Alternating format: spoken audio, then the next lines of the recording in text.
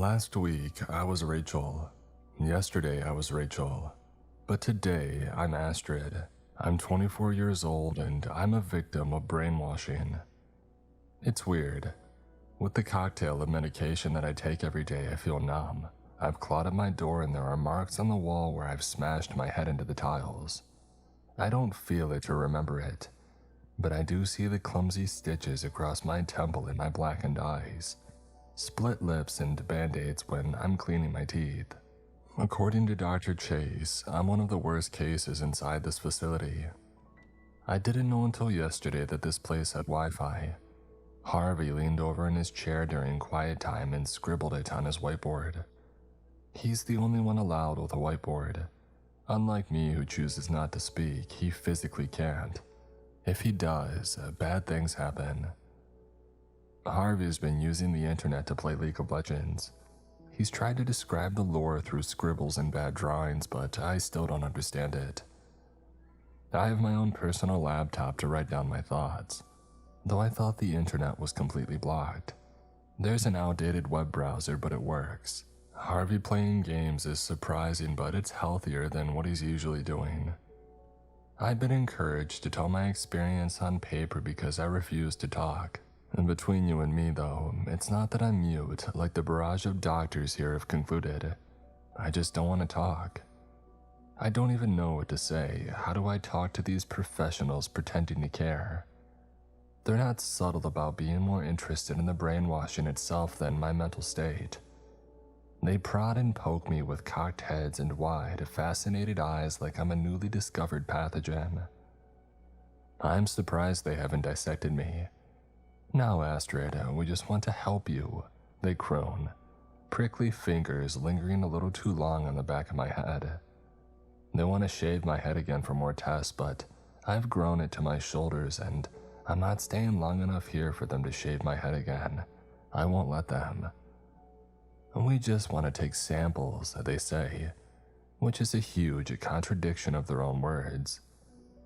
Last week we were told that we could go home, but like I said, that's not looking likely. I blame it on the boys who can't get a hold of themselves. They use whiteboards for weapons and markers as makeshift knives. I admit that our collective mental state isn't the best, but I feel well at myself. I can't remember a lot about myself. I had to be told my name and I don't know if I have family out there. There are splinters, like jigsaw pieces coming together. I have a sister, though I can't remember her face. I can finally think straight, and I've stopped trying to poke my eyes out. And nights are a lot better these days when I'm taking my medication. Days have color and I'm getting better with being separated from the others. It's still hard being away from them, but I just count the days, minutes, hours, and seconds. 22 hours, 4 minutes, 53 seconds. Every minute the clock ticks down on my head, counting down to when I can see my friends. Dr. Chase told us in group therapy that we're a unique set of patients. I don't think he knows what to call us. Officially, this facility is supposed to heal neurological trauma and brainwashing, but according to several private conversations that I've overheard, the four of us are the first actual victims of brainwashing. I'm not talking drug-induced hypnosis or mental torture, or in some way I am. We're the real deal, which means that I guess we're valuable. What scares me is these people whose lives are revolved around this specific technology have no idea what it is or where it came from. "Oh, we care about you, Astrid," they tell me with soothing, patient tones that should calm me down. Yeah, BS. They want what was inside of me. Dr. Chase doesn't just want to cure me. He comes into my room in the night hours and just stands in the doorway scratching his head. And then he brings in others, dark silhouettes looming over me when they think that I'm sleeping. They all dress the same, disheveled looking and kind of gorky. They all say the same thing. "I've never seen anything like this before," which is concerning. They have theories, of course, but I don't think they even believe their own hypothesis. During lunchtime, I see them slip into Nicholas's room. He's considered a banned red, and so I'm not surprised that he's the mind that they fawn over. Screw Nicholas. I wish that he would come back to Earth. I thought that he was okay, and then in the middle of group therapy, the idiot attacks a nurse. I was dragged away before I could really see anything, but all I had to see was the glistening red puddle on the floor. The sharp scarlet smear staining the cuffs of his clinical white pants for me to know that he in no fact was okay. He just kept going. God, he wouldn't stop, slamming the corner of his whiteboard into the orderly's skull. The sharp splint of plastic made a surprisingly good blade. I was already being dragged, but I couldn't stop staring. The orderly wasn't moving anymore, and what was left of his head was splattered all over the floor. It reminded me of a coconut that had been cracked open. When Nicholas raised the whiteboard again, his expression completely blank. I could still see where he had drawn a sad face in response to the question, "How are you guys feeling today?" Nicholas had been feeling frowny-faced for a while, despite showing little to no emotion. I think his mental state is keeping us all here, and while I despise him for prolonging our seemingly endless stay here, that doesn't stop our nightly chats. I won't fully go into why I have to talk to him, and if I don't, I'll fall apart, but I'll get into that. I like being bound to someone, something poisonous, but I can't get him out of my head. I wouldn't say that we talk exactly. Lights out, I climb into bed and knock 3 times on my wall. We have our own code. Technically, none of us are allowed to talk directly to each other outside of therapy. Dr. Chase said that communication could be detrimental to our healing. Like I said though, it's impossible not to talk to them. So we talk in our own way. Harvey and I talk through whiteboards, and Addie actually speaks. Rarely, because when she does start talking, Addie can't stop, her words tangling and turning into gibberish. Her eyes roll back and she starts trembling, blood seeping from her nose. Dr. Chase explained that it's a reaction to what they can't get out of her. He describes them as splinters too small to retrieve. When Addie does speak, she talks about the world that we're told to forget. She talks about a life that wasn't real. Addie's had 4 different surgeries and they still can't get them out. They are the resin behind her slurring words and noticeable twitch, a sudden jerk of her head. The idea of tiny pieces of something just stuck in the meat of my brain makes me shudder. Nicholas and I, unlike Addie and Harvey, we use the good old-fashioned way. 1 knock on my wall is, "I can't talk tonight." 2 is, "Do you want to talk?" And 3, my most commonly used, "You're an idiot." He doesn't reply anymore, instead he just screams. Nicholas used to reply. Before the test began and the world slowly started to feel real again, we talked endlessly all night through knocks with our own patterns, and I was so in love. The type of love that felt endless. How can I describe love that I can't even remember? How can I describe feelings that were implanted and not organic? It doesn't come like a soft wave, like a first love. This was forceful, a parasite leeching into my skull. Words that weren't mine twisting on my lips. I remember being apart from him, from them, felt like a physical chain wrapped around me. A suffocating wave dragging me into the dark. But now it's different, however. With the medication and the testing and then being forcefully isolated from each other. I am Astrid and Nicholas is a stranger. I am Astrid and Nicholas is the psycho in room T101. I miss the earlier days. Neither of us were on Earth at that point, and the world was like one big carousel ride that I couldn't get off of. He was always by my side, escaping his own room and slamming his hands into my door, screaming at the guards dragging me away. It was fun. Like we were on an adventure and the only bad people were the figures in white, pricking our necks with sedatives and trying to pull us apart. We've already escaped once, all of us. Back when I called him by a different name. Back when that name was reality and everything else was a dream. Dr. Chase told me sternly that that wasn't Nicholas. and he was trying to make the real Nicholas better. Now, I should probably tell you why I'm writing this. What got me shoved in here in the first place? I knew Craigslist didn't have a great track record, but I was taking a chance on a room. I don't remember much about my living situation, but I know that I wanted out, so I was taking risks. It was a fairly innocent ad that caught my eye when I was browsing through the homepage. A modern college house in the middle of the city. Free internet and a single roommate who worked nights. The room itself was kind of mediocre. Yellow wallpaper, cream carpet, and some creepy paintings stuck to the wall. But there was a great view of the college town, and I had enough space to make it my own. It was perfect. I applied while on the bus to class, adding that I was an independent person and wouldn't get in the way. Dr. Chase wants me to describe my memories as detailed as I can.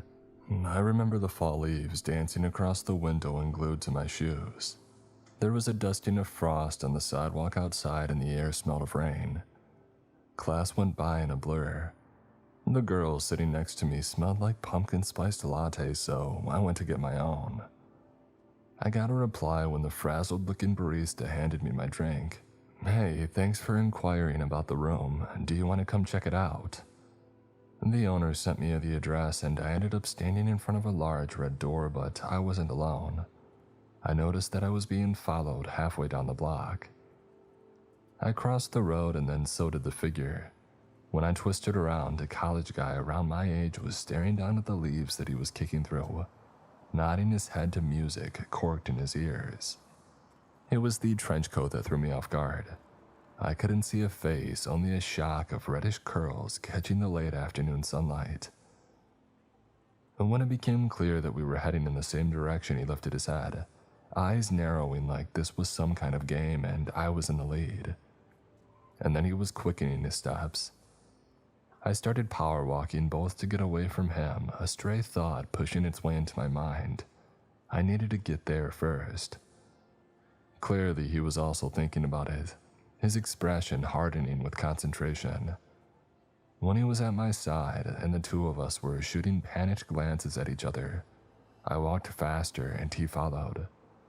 And by the time that we were shoving past each other through the gate, trampling in a growing pile of leaves and practically sprinting to the door, I realized that I was unknowingly fighting for the room. The guy whose face was now visible, narrow features and wide brown eyes, finally turned to me slightly out of breath. The guy was cute, a mop of reddish curls and freckles. His clothes screamed English major. It wasn't my type of cute. I preferred the manly types, and this guy was kind of scrawny. Nerd cute is what I would have called him. He had slammed his hand on the door first, so I guessed he had won. Still, though, I was standing like an idiot, half hoping that he would offer rock, paper, scissors. There was a prick of awkward silence before he slowly lowered his hand from the door and then knocked.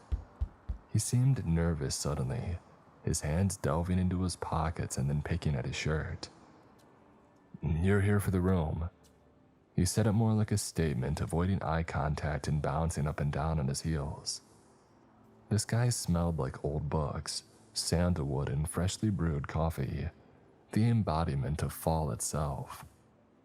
"I am," I said, and when his lip curled in distaste, I remembered that we were rivals. "I'm Astrid," I said. He nodded slowly, withholding his own. "Cool." I tried to smile, though my patience was running thin. "Do you want me to go, or?" He was supposed to say, no, we can figure this out, like a normal person. But this guy just shrugged. "If you want," he side-eyed me. "The room is mine because, I got here first." I didn't realize how much I wanted the room until he was trying to take it from me. And when I applied for it, I didn't see any views. I found myself saying through gritted teeth, "So technically I saw it first if we're using your logic." He didn't look at me. "Congratulations," I nodded. "Exactly, so it's as much as my room as yours." The guy's head jerked like I had personally insulted him. "I inquired this morning," he said, his smile too wide. "Too many teeth." "I scan the app every day. This is the best room I've seen by far, and it's overlooking the town." "Well, so do I snapped back. I read through it on my phone." "Well, good for you." He rolled his eyes, corking his earphones back in. "Feel free to hang around," the boy deadpanned. "But I wouldn't recommend it." I felt it then, a sudden irresistible urge to get the last word. "Fine," I said, my cheeks burning. He knocked again, folding his arms. "Cool." "Cool," I said, my voice going higher in pitch. His lip curled into a smirk. I didn't realize that I had a parrot on my shoulder. Another painful silence, with me trying to think of a comeback which wasn't childish. Catching his glances, the curve of his lips forming a smirk. He knew that I was struggling. Before either of us could surrender, the door flew open and a bright-eyed girl poking her head through the gap. She looked younger than the two of us, maybe her first or second year of college. She was a blur of blonde curls and wide smiles, a feverish energy almost knocking me off my feet. The warm golden light swimming around her was homely. The guy must have thought the same, his eyes momentarily entranced by the light. I saw his shoulders relax slightly, his expression loosening, but he still made a point of keeping his distance from me, like he was already a housemate and I was a stray cat. "Hi." The girl's gaze snapped to each of us, her smile growing wider. She reached out to shake my hand. Her fingers were so cold. "You're Astrid, right? The girl who wants the room." I nodded, feeling smug, before she reached out to shake the guy's hand, though he high-fived her instead. "Harvey, you're here for the room too." For a moment, her eyes seemed to light up. "Oh," the girl laughed. She spoke straight expletives. Her energy was cute, but it was too in my face. "Wait, are you guys, inquiring together?" She steepled her fingers together like she was implying something else, and we shared a mutual look of what the heck before he laughed. Not just laugh, I'm talking spluttering, almost keeling over. "No," I snapped, at the same time as the guy deadpanned. "You're kidding, right? No, dude, I have standards." Ouch. That one was going to sting. The owner laughed like he was a comedic genius. "Oh, well, it's nice to meet you guys. Why don't you two come in? I'm just making iced tea." She ushered us in, Harvey stepping forward first, kicking off his shoes, and I followed hesitantly. The house was exactly what I wanted. I walked straight into a rustic paintwork and a ratty welcome mat with the H missing from the home sweet home. Cute and endearing. Further down the hall, the place oozed warmth. The lounge was small but homely, beanbags in the place of a couch. The owner danced into the kitchen and Harvey followed. I noticed that he was drinking everything, and I mean everything, in. He picked up a ceramic pig from a small table, frowning at it, and then a wooden horse.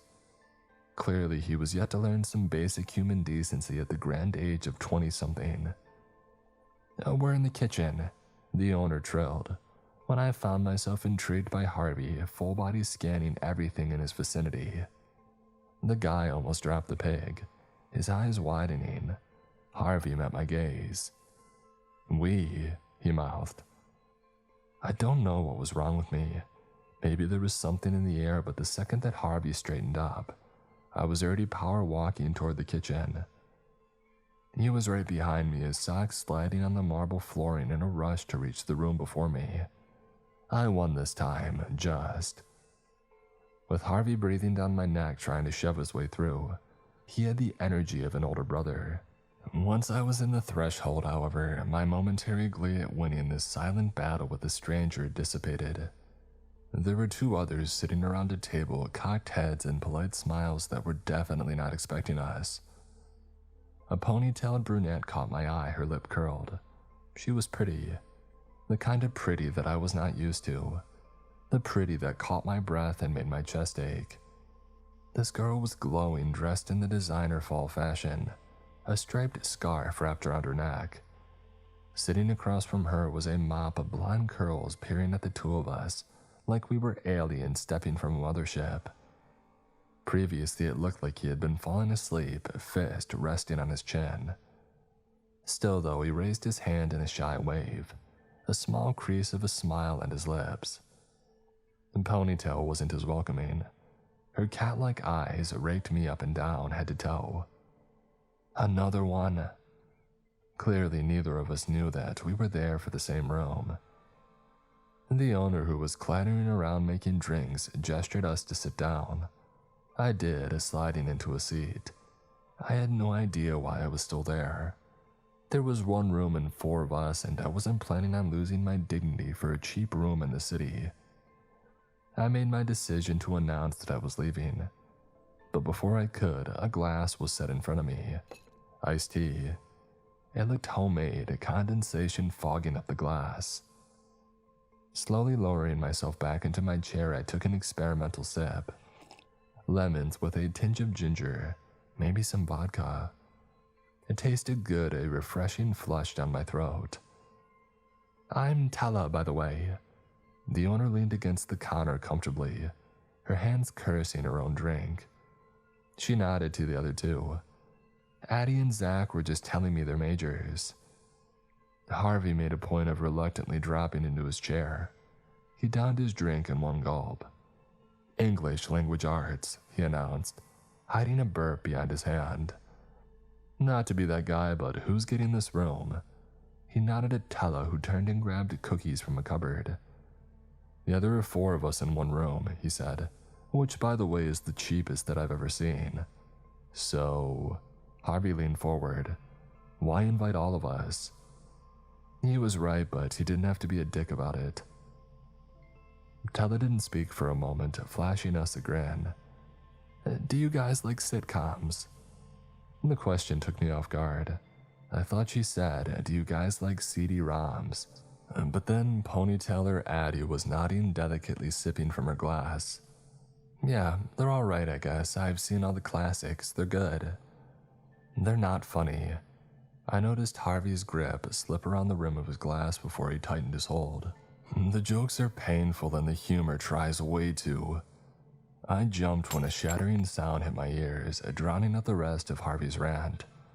Tella had dropped her glass, but she didn't move, her hand still in midair, fingers cinched, like she was still holding it. How much? She spoke softly, her lips curving into a small smile. I noticed that she was barefoot and the crunch of her stepping into shards of glass, swaying back and forth. How much what? The blonde, Zach, finally spoke up. He too looked like he was ready to leave. Zach tipped sideways in his chair before I realized that he was reaching for his backpack. Tella didn't look at us. Her feet were bleeding, but her smile was stretching wide across her lips. There was something in her eyes that I couldn't understand. She couldn't feel the pain of glass slicing into her flesh. Iced tea crept back up my throat in a sour paste. How much? She spaced out her words. Do you guys like sitcoms? Her emphasis on the word was like an explosion, mania and excitement collapsing into one, and my body began to catch up with my brain. I think that was the moment the 4 of us collectively realized through panicked looks that Tella was that type of person. I was the first to remember how to move. I've changed my mind, I said in a breath which tangled on my tongue. What came out instead was, I've changed my mind. I jumped up and reached the door, but my head swam, the world jolting. It looked like what electroshocks feel like, the kitchen tiles and ceiling bleeding into one. I blinked rapidly. No, I was still sitting down. I hadn't moved an inch from the chair. I don't know how to describe this experience. Dr. Chase had to sedate me the first time that I recalled it because apparently I tried to hurt myself. He told me that it was my brain's response to recalling a bad memory. When I try to say it out loud, I get jittery, and I start jamming my teeth into my tongue. With the meds, all of my fear is stripped away. I can dig into the recesses of my own trauma and see it as something brighter. Cognitive behavioral therapy. Or at least that's what Dr. Chase had likened it to. It has helped me turn what used to be a memory that put me in the quiet room for weeks, trying and failing to crack my own skull open, into a movie in my head. We were just getting high, Dr. Chase and the other doctors told me, sitting me down on crinkly paper on a bed and peering into my eyes with weird glasses. They told me to close my eyes and go over the memory again, and this time I had to replace Zach's screaming with laughing. Tella didn't spike our drinks with mind-rotting hallucinogens and sedatives. She only gave us weed. God, Harvey's voice sounded like he was in a tunnel, a tangled moan rolling off his tongue. I was half aware of Zach on his hands and knees laughing. What did you put in those drinks? Yeah, what did you put in this? Harvey dragged out the S until something at the table with a thunk. His glass, followed by his head. I remember trying to ask if he was okay before my lips were numb, my vision blurring into one singular pinprick, light slowly bleeding away. There wasn't enough time for darkness. Thunk went my head, dropping onto the table. Another thunk and a crash. Addie. I heard her head slam into the kitchen tiles. Her body. God, I can't write this. Her body landed in the shattered glass that I could hear Tella crunching through. So dark. I was nothing for a while, then there was nothing. Not like dreaming or sleeping or just being knocked out, but it was deeper, more permanent.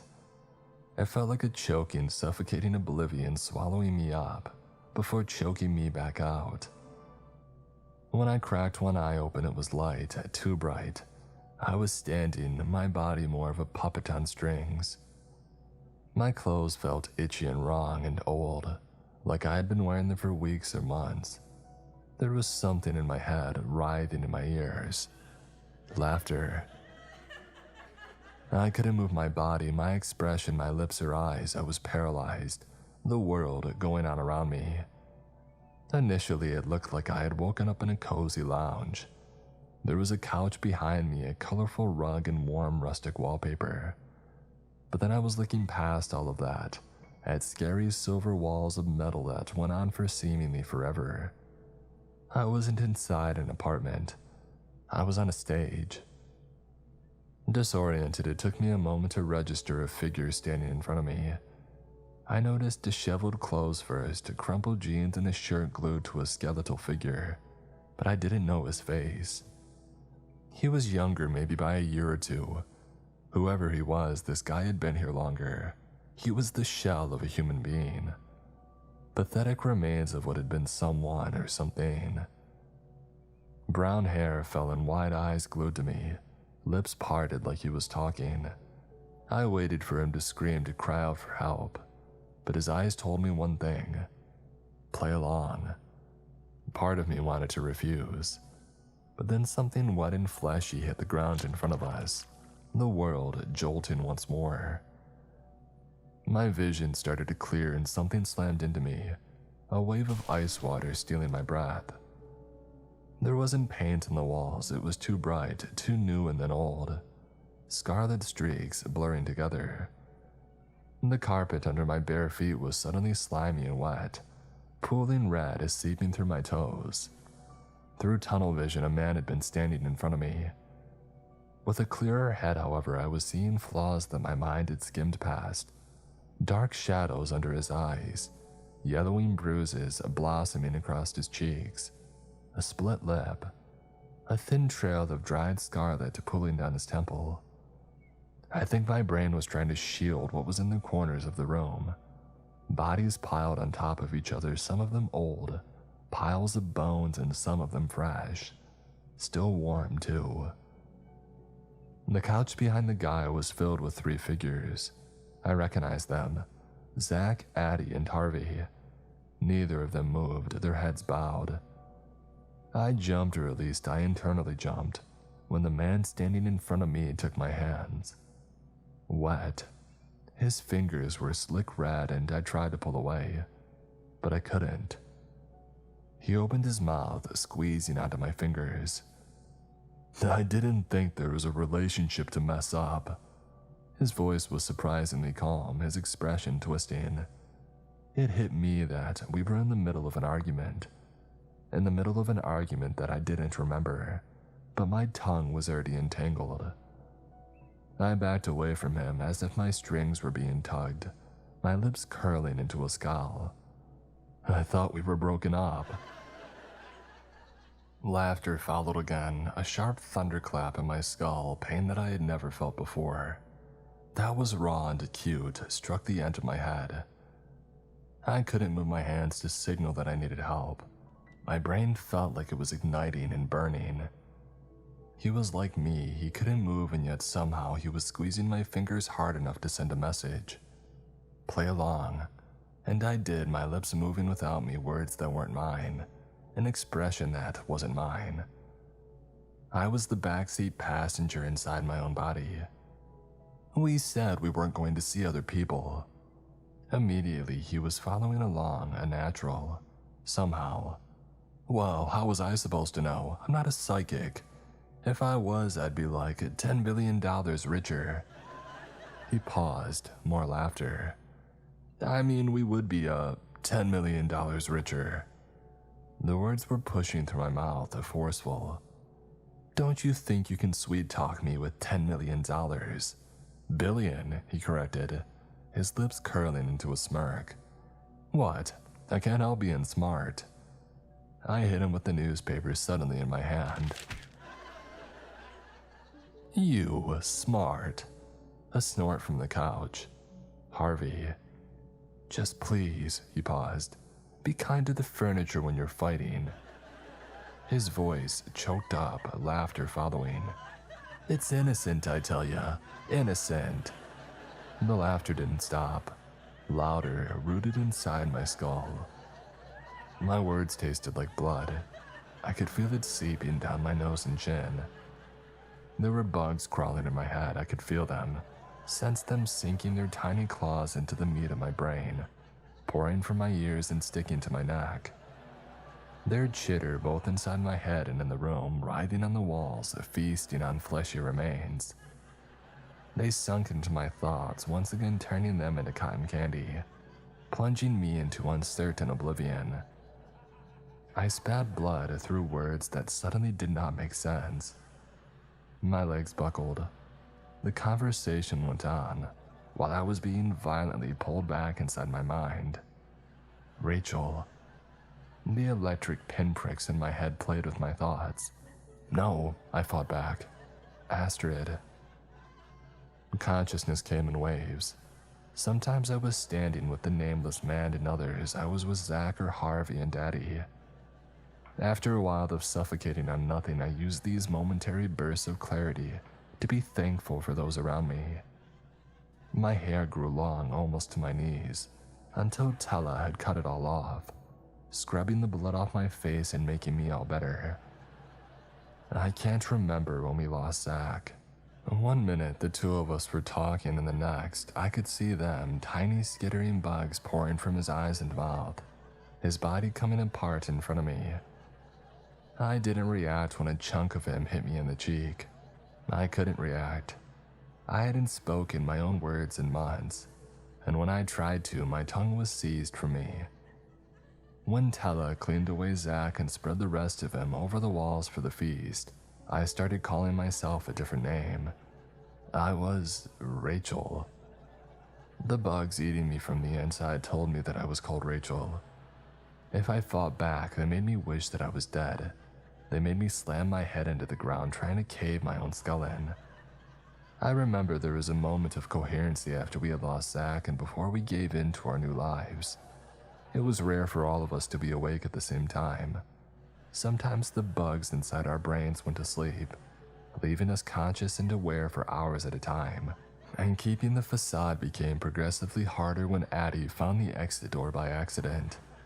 She said that we were in a bunker locked with a biometric scanner. Harvey found a weapon, a lead pipe, and we timed it perfectly. Tella went to get food for exactly 45 minutes every single day, so Harvey planned to bash her brains in. He hypothesized that she was controlling the bugs somehow, and without Tella there would be no bugs. And I wish he was right, because then we would have only spent a year in captivity. What Harvey wasn't planning on was these things having sentience. They wanted the act to continue, and even with Tella gone for a moment, they wanted to be entertained. And so they entertained themselves. That was the day that we lost Harvey too. He didn't splatter in my face like Zach, a warm, wet streak on my cheeks. Instead of attacking Tella, he slammed the pipe into his own head, again and again until he was dropping to his knees, blood pouring from his nose and begging for mercy. Tella did give us mercy. She dropped us from thinking for a while, and slowly my name started to fade away. Rachel. I snapped awake halfway through a conversation. Zach's body had toppled onto its side, still leaning against the wall, a casual viewer. Harvey had facial hair, his hair had grown out. There was a smile stretched across his lips. Harvey called me Rachel, so I called him the name skittering in my mind, trying to break from my lips. Danny. I refused to surrender until that moment, because calling him it felt natural and I knew all of him. After all, he was my friend. More darkness and I stopped thinking again. All I could sense was the sharp chitter in my skull. Light. Addie and I were sitting on the couch watching TV. She had a bowl of popcorn and I could see Zach in the corner of my vision. Maggots had gotten into his eyes. Addie's gaze was on the TV screen that wasn't on. Her name was Elodie. She handed me a chip, her words light and whimsical, almost like we were dreaming. Chip? She offered me another with raucous laughter rattling my head. I got a boyfriend soon after, the man who I was always talking to, sleeping with, my arms wrapped around him. Even as a backseat passenger, I still felt like my heart was fluttering, my chest aching. He felt natural next to me, and over the years of blinking back awake, the two of us stopped fighting it. His eyes had almost become animated over the years. He was always smiling, laughing, blood spilling from his lips that became normal. I had friends and a boyfriend living in a huge apartment. A group of 20-somethings living together as a group. As friends. What more could I ask for? And days passed after that. Weeks, months, and years. Light flooded inside the bunker when we were playing charades. Light felt more suffocating than the dark. It pierced my eyes, sending me to my knees, cutting our game short. I was sitting with arms wrapped around my boyfriend when sudden thundering voices had sounded, and the laughter inside my head had started to falter. They're in here. Before I knew what was happening, our tiny piece of heaven was being destroyed. Figures appeared with heavy weapons, pale light flashing in our eyes. In the startling allure, my body became free for a moment. I caught Addie blinking rapidly, Harvey frowning down at his red-slicked hands. The walls around us were painted, stained, and inhuman remains. And so were we. A woman came over to me, her eyes were wide and scared. Zach wasn't there anymore, a pile of bones on the floor. Astrid? She spoke calmly, calling for medics. All around me, my friends were being checked over. Harvey stumbled away from the figures, his eyes wide in the bright allure. No, he choked out in a laugh. No, we're fine. Can you please get out of our house? He gestured to the door that had been blown through. Now that is going to be our day job tomorrow. Laughter sounded in my head, so I ignored the woman throwing a blanket over me, the words spewing from my lips before I could stop them. You mean it's going to be your day job? Astrid, the woman slapped me and some lost color bled back to reality. Astrid, can you hear me? I'm so sorry, sweetie, but you're in shock, okay? I'm going to help you, I promise. Her words collapsed into white noise when Addie started screaming, and Harvey was dragged away from her. I reached out for my boyfriend's hand, but he was kneeling on the floor. A man was shining a light in his flickering eyes. Nicholas, he spoke softly, and my boyfriend only cocked his head frowning. Nick, can you tell me how many fingers I'm holding up, please? His gaze found mine. It's okay, I told him, panic twisting my gut. It's okay, baby, tell him and maybe they'll go away. He did, through a spluttered laugh. 5. Now, can you go away now, please? Jeez, it's a Friday night, man. The man checking him over let out a hiss before lifting his head. Get away from them, he snapped, and the other figures backed away slowly. He looked scared and shaken. Can we get somebody else in here? He started picking dead bugs off of my boyfriend's neck with tweezers. I don't think we're qualified to deal with this. And that was when my world started to come apart. My boyfriend was dragged away and hysterical Harvey attacked the woman trying to help him. I heard her scream, but before I could see what was happening, a cruel, cold prick slid into the back of my neck. I didn't realize that I was screaming too until I was being gently brought to my knees, trembling and sobbing into the ground. I was sinking into the abyss when footsteps sounded. A figure was looming over me and my lips were numb. Help. I needed help. I needed my friends. What have we got? A male voice crept into my mind when I was falling. 6 kidnapped students that went missing back in 2020. A female voice said. 4 are heavily inebriated. 1 turned herself in. And Zach Cartwright is confirmed deceased. No traces of drugs or alcohol. There's nothing but bugs. I've never seen anything like it. These things are part organic, but... Astrid? I didn't respond, my eyes flickering. I felt my body swaying back and forth. No, Rachel. I jerked my head in time to the voice, reality bleeding back into fruition. Time had skipped forward, and I was sitting in a white room, my legs swinging off of a bed. My hair was gone, and a smiling woman was in front of me. She detailed the basics. I was quarantined inside a facility for victims of brainwashing. When I jumped off the bed and tried to get out, the nurse calmly led me back onto the bed. When she was less gentle, strapping me down, the nurse told me that I was going to be in a lot of pain, but it was for the best. She said there was pain, but I don't remember it. Even if my body does, I still have scorch marks in the backs of my eyes. I was weak, my body limp, barf dripping down my chin when the nurse gently took my hands. Astrid, she ignored my correction. Would you like to see what has influenced this type of behavior? The nurse cleared her throat. We don't exactly know what it is. What we do know is that it attached itself to your spinal cord, feeding you information. Her lips formed a frown. Which has influenced you into thinking certain things, your name for example. She held out a small silver instrument, and attached to it was a writhing thing struggling to keep hold. Astrid, you were a prisoner for 3 years, and this is the result of your current mental state.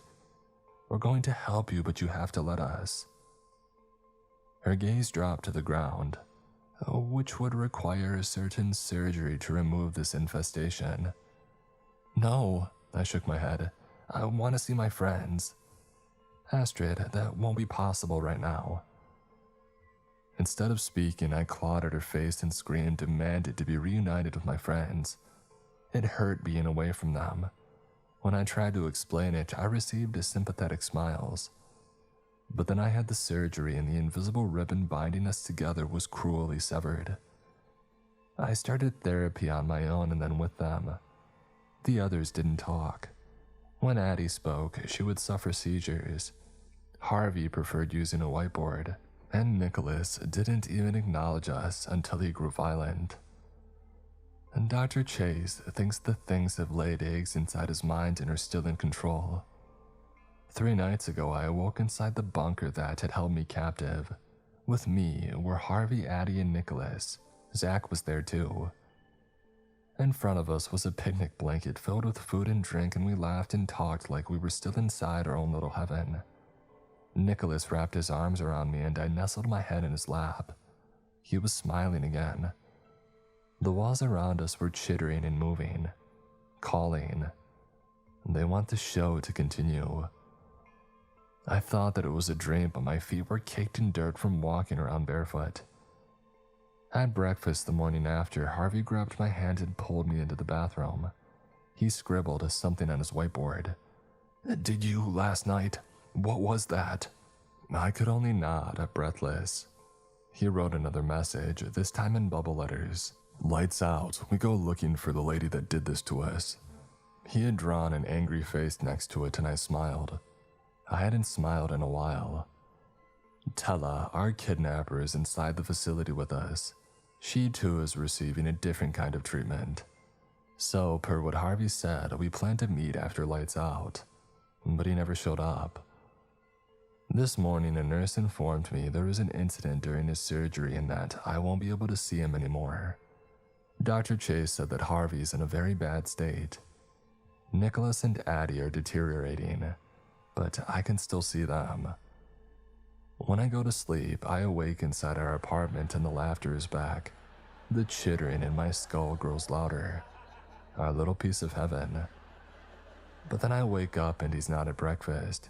Addie is missing too and the screams inside Nicholas's room terrify me. Please, can someone get us out of here? I just want to see my friends.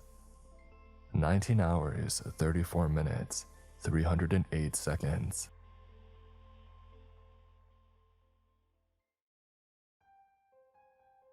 Today's episode is sponsored by PrizePicks. PrizePicks is America's #1 daily fantasy sports app with over 5 million active members. PrizePicks is the easiest and most exciting way to play daily fantasy sports. All you do is pick more or less on 2 to 6 player stat projections and watch the winnings roll in. PrizePicks is the only real money daily fantasy platform with an injury insurance policy, so that your lineups stay in play even if one of your players gets injured. And if your player leaves in the first half and doesn't return, your picks are still live. PrizePicks puts their members first, so all withdrawals are fast, safe, and secure. When my picks hit, I can get my money in as quick as 15 minutes. I've been using PrizePicks since the beginning of football season, and it's been super easy and exciting to get in on the action while watching my favorite sports teams. Download the PrizePicks app today and use code MrCreeps to get $50 instantly when you play $5. That's code MrCreeps on PrizePicks to get $50 instantly when you play $5. You don't even need to win to receive the $50 bonus. It's guaranteed. PrizePicks. Run your game.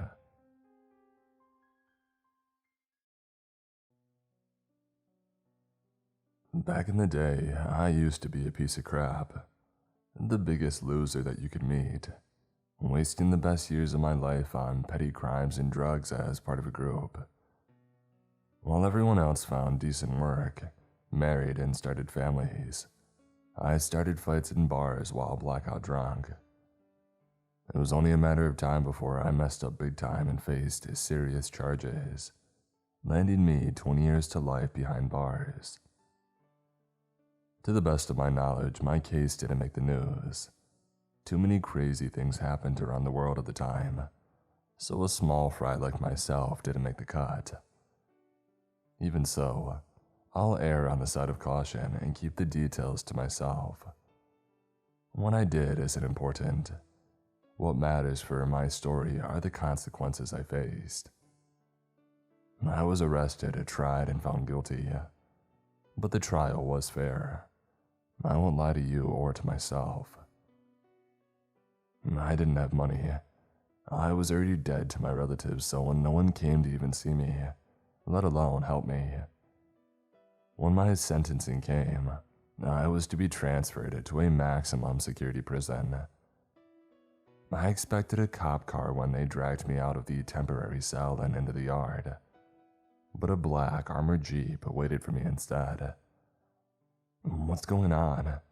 I asked as they led me to it in handcuffs. "What are you doing? Where are you taking me?" My questions fell on deaf ears.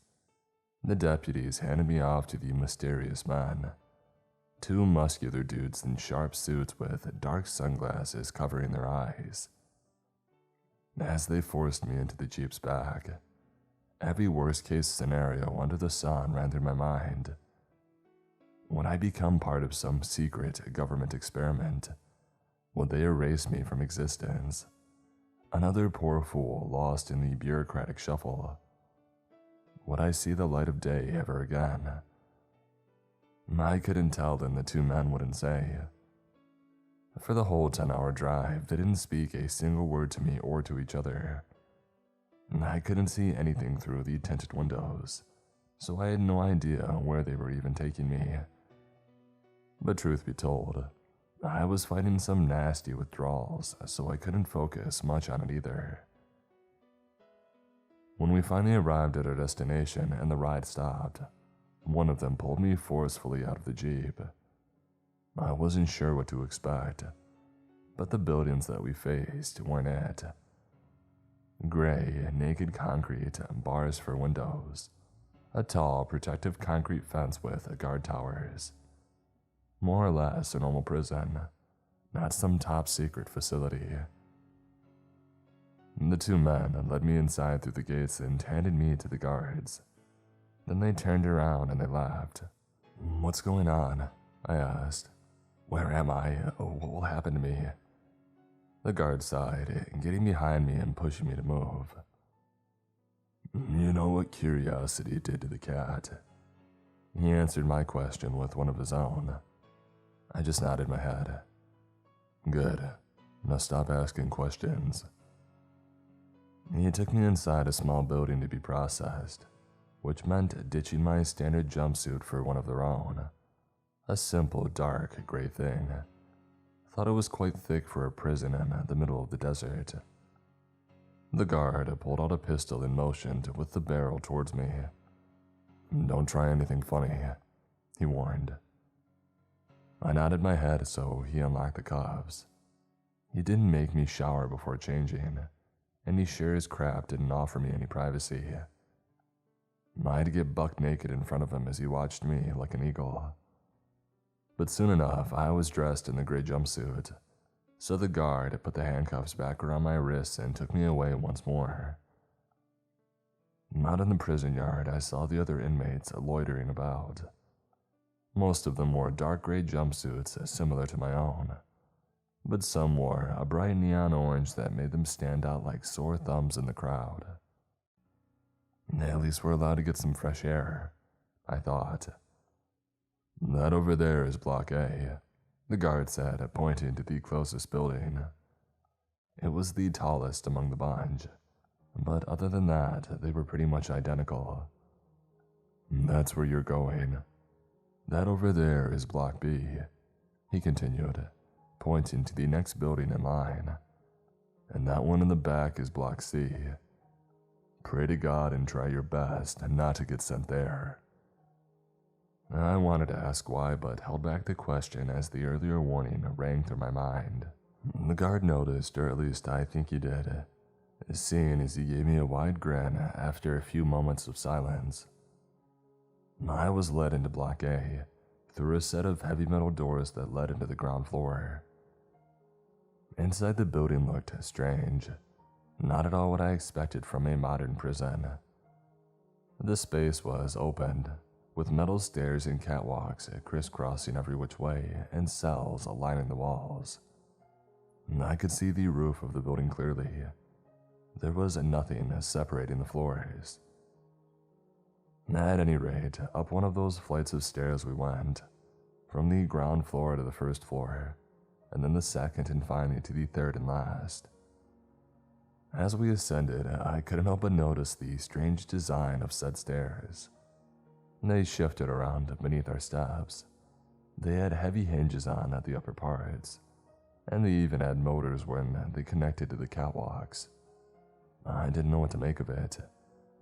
"Here you are," the guard said as he stopped in front of the cell. "Home sweet home." He uncuffed me again, this time for good, and gave me a pat on the back before he left. I didn't know what to do, so I stood there frozen for a long moment, watching the guard disappear down the stairs. A man was already in the cell, lounging on one of the bunk beds with the door wide open. He shot me a quick glance and let out a sigh when he saw that I wouldn't talk. "Hey, new guy," he called out. "You can come in, I won't bite." "What the heck is this place?" I asked, stepping into the cell. "First things first, introductions," he cut me off. "Name's Andre." "Jack." Nice to meet you, Jack, Andre answered. That over there is your bed. The one below yours is Christopher's and the one above mine is Mason's. I looked at the bunk beds as Andre lazily pointed towards them, finally noticing that there were 4 of them. Would I really share a cell with 3 other people? They're outside right now, but they should be back soon, Andre continued. You didn't answer me. Did Liam not give you the breakdown? Who's Liam? I asked. The guard that brought you here, Andre clarified. But that's not important. Did he not warn you? Curiosity killed the cat? Andre nodded his head. Yup. You better keep your mouth shut, Jackie boy. You never know who will hear you asking one too many questions. Whatever, I said, waving a hand through the air to dismiss Andre. I was tempted to go outside a bit as well, but I didn't. Instead, I laid down, feeling dizzy as a buzzing spread between my thoughts. My whole body ached and I felt exhausted all the way back. The withdrawals were really kicking my butt, and I knew that they would only get worse for a while. I tried to sleep for a bit, but I was too restless for that, fidgeting with my hands in a vain attempt to distract myself. A while later, as the sun was setting, 2 more men came to the cell. The sounds of their footsteps and chatter made me turn in the bed to look, though I did so sluggishly as I felt my mind sloshing in my head. The first one entered absent-mindedly, but the second one pulled the door shut and locked it from the inside with a key. Oh, hello there, the first one said, approaching the bunk below my own. Name's Christopher, but you can call me Chris. The other one stashed the key away in a pocket and went to his own bunk above Andre's. Mason, he said with obvious disinterest. Jack, I introduced myself. Nice to meet you, Jack, Chris said with a wide smile. I grunted and rubbed my temples, feeling like the top of my head was about to blow off. And Chris noticed, so he leaned closer. Withdrawals. Alcohol, nicotine, opioids. He kept pestering me with questions. All the above and then some, I admitted. Ouch, you're in for a rough time, he stated the obvious. I could see that he was getting ready to ask something else, but he didn't get to. Andre stopped him. Let the man rest. Fine, Chris said with a sheepish smile, rubbing the back of his head. Try and get some sleep. I'll wake you up when they serve dinner. They mostly kept silent after that, and Chris did keep his word. A short eternity later, he let me know that they were going downstairs to eat. I didn't manage to catch any shut-eye, and I didn't feel particularly hungry, so I didn't join them. They left me alone in the cell, door unlocked and swung wide open. I heard the commotion of everyone gathering up, walking around and talking, but I did my best to shut it all out. When they returned about an hour later, Chris handed me a bowl of something. Eat, he said before he got into his own bed. You'll need your strength. It won't get easier for a while. I appreciated the gesture, but I couldn't hold the food down. I had a few spoonfuls, but my stomach churned and brought it back up my throat. Mason locked the door again and they went to sleep, but I spent the night covered in cold sweat as I squirmed around in the uncomfortable bed. That's how I spent the beginning of my incarceration, about 2 weeks or so. Chris kept bringing me food and water, doing his best to take care of me. I wasn't afraid for my life. Withdrawals are rarely lethal, but truth be told, there were points when I would have preferred death. I didn't have a choice though, so I powered through it until these symptoms had started dying down. About 3 weeks later, I finally got my first night of proper sleep. How you feeling? Chris asked me when he woke me up for breakfast. A bit better. Will you join us today or do I have to bring your food again? I'll join, I said, getting up from the bed on wobbly legs. Andre and Mason were already gone, so Chris and I left as well. He kept next to me, ready to catch me in case I collapsed. I wasn't used to such kindness, and for it to come from a complete stranger left me even more perplexed. I didn't really know how to feel about it or how to act. "Thanks," I mumbled as we started down the first flight of stairs. Chris shot me a confused look. "For taking care of me." "Oh, that," he answered. "We gotta look out for each other here. No one else is gonna do it." Now that he mentioned it, I hadn't seen a single guard since I had arrived. I wasn't sure how prisons worked, but I expected the guards to at least check up on us semi-regularly. But looking down at the crowd gathering on the ground floor, all I saw were gray jumpsuits. Prisoners forming a long, winding line in front of a window, with no personnel in sight. "This place is weird," I told Chris. "You have no idea, man." We got in line as well when we had reached the ground floor, slowly advancing towards the window. A burly man was behind it with trays of food at the ready. The prisoners took one each before leaving, though I couldn't see any tables around to sit down at. And they either went back to their cells or outside, leaving me surprised that the front door was unlocked. What kind of security did this place have? Looking around as I waited my turn, I noticed that the people on the ground floor weren't free to wander around like us. Their cell doors were different, with thicker bars and electronic locks. Some of them paced back and forth in their cells, some were sleeping, and others yet cowered in the far corners of their cells, like they were afraid of something. But they all had one thing in common, a crazed expression in their bloodshot eyes. Distracted by them, I didn't notice someone cutting the line. Not until another man, the biggest one in sight, tried to stop him.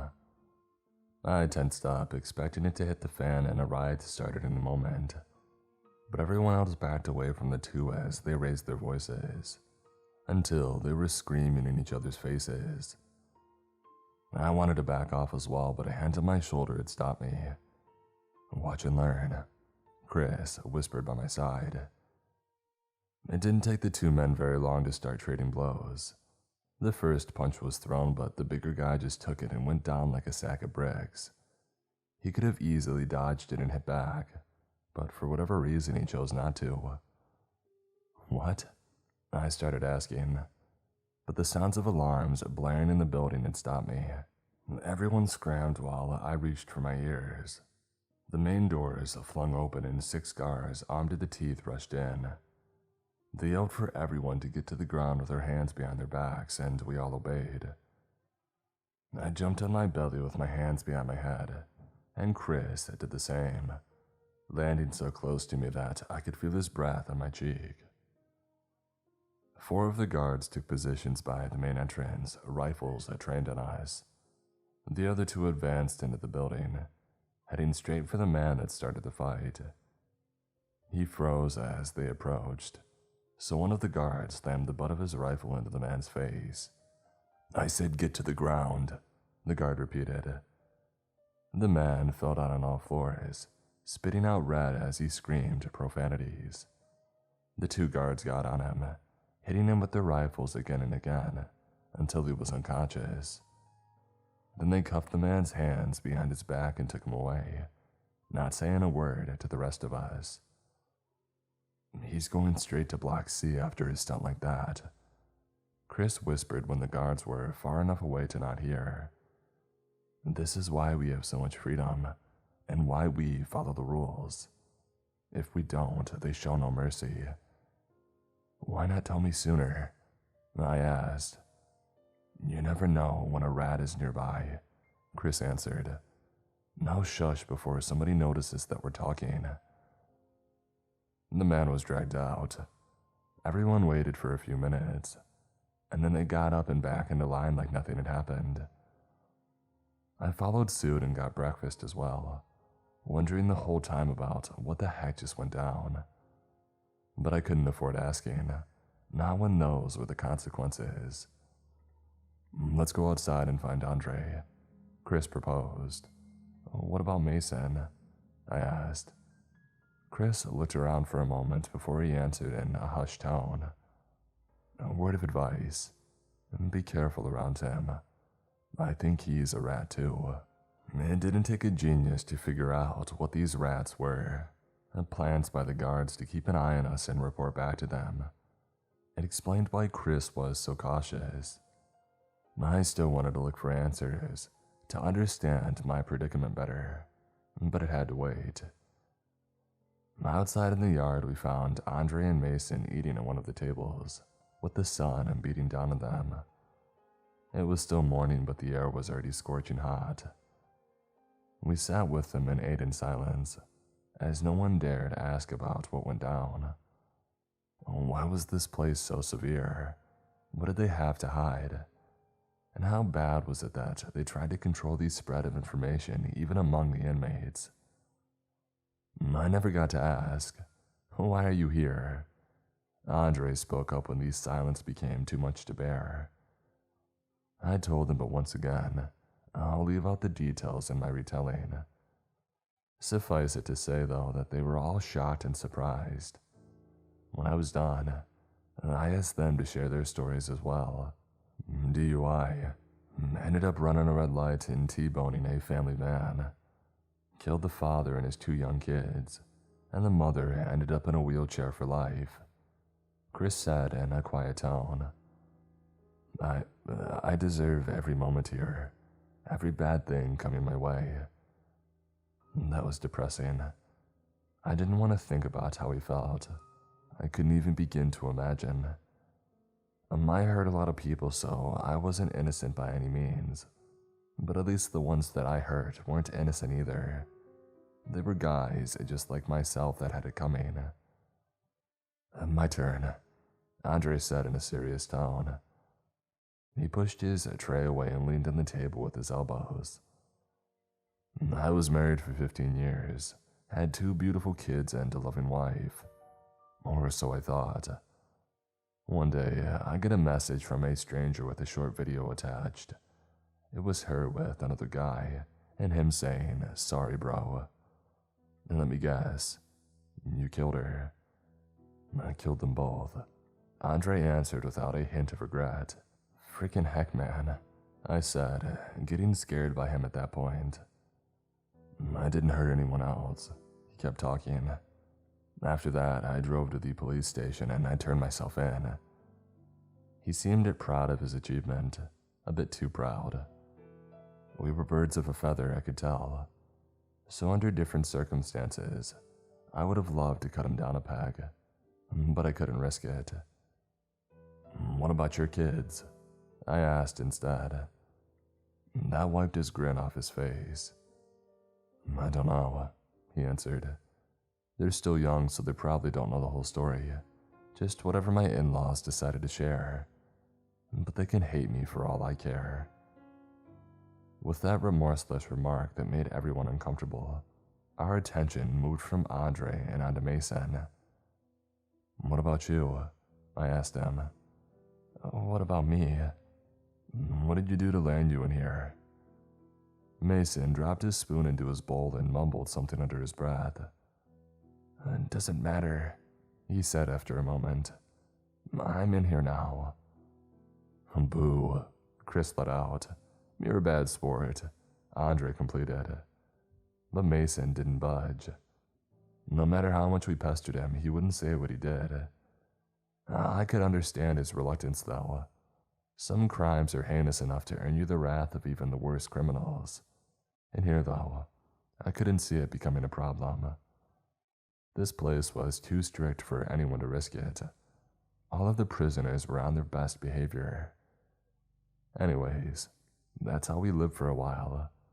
The days kept passing, turning into weeks, and I slowly gained an understanding of how the prison worked. Though I still didn't understand all the pieces, I at least had them. For starters, we were allowed full freedom at all times. We would only see the guards if someone acted stupid. Otherwise, they stayed up in these guard towers, lining the fence. We were served 3 meals a day, and it fell on us to bring food to the people on the ground floor. They were the only ones that weren't allowed out of their cells. Me and Chris usually did that most days, with some help from other inmates now and again. I didn't really care about them, don't get me wrong. I'm no saint. I just like spending time with Chris. He was the least scary and most agreeable person in there. What else? We could shower whenever as well, and we had clean jumpsuits at our disposal. No one took more than their fair share of anything. We all knew better. On the rare occasions when we would get new arrivals that didn't know how the prison worked, they would find out really fast and provided us a reminder as well. One guy tried to take food from another guy, and the guard stepped in real fast. He didn't get violent though, so he didn't get sent to Block C. Instead, he was locked on the ground floor. Most of that I could understand to some degree, but the one thing that baffled me was why we were allowed to keep the keys to our cells. Mason and Andre had the 2 copies of ours, but it didn't take me long to notice every other group had keys to their cells as well, except for the guys on the ground floor, of course. Every evening when we would go in for the night, Mason would lock the cell from the inside, and he would unlock it in the morning. Speaking of Mason, I couldn't get a read on the guy. Chris, I had befriended fast, and I was on good terms with Andre as well. No point in lying. But Mason kept to himself like his life depended on it. I could see why Chris had suspected him to be a rat, but to me he came off as antisocial more than anything. Anyways, I was there for about 2 months when I finally started getting some answers. It began like any other evening, with us returning to the cell for the night. We got in our beds as Mason locked the door, and we killed time with chatter and banter.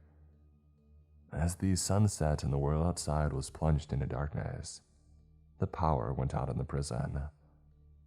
The lone light bulb in the cell was snuffed out, and I heard the others complaining right away. "Just great," Mason said. I heard him fumbling in his bed, but I couldn't see what he was up to.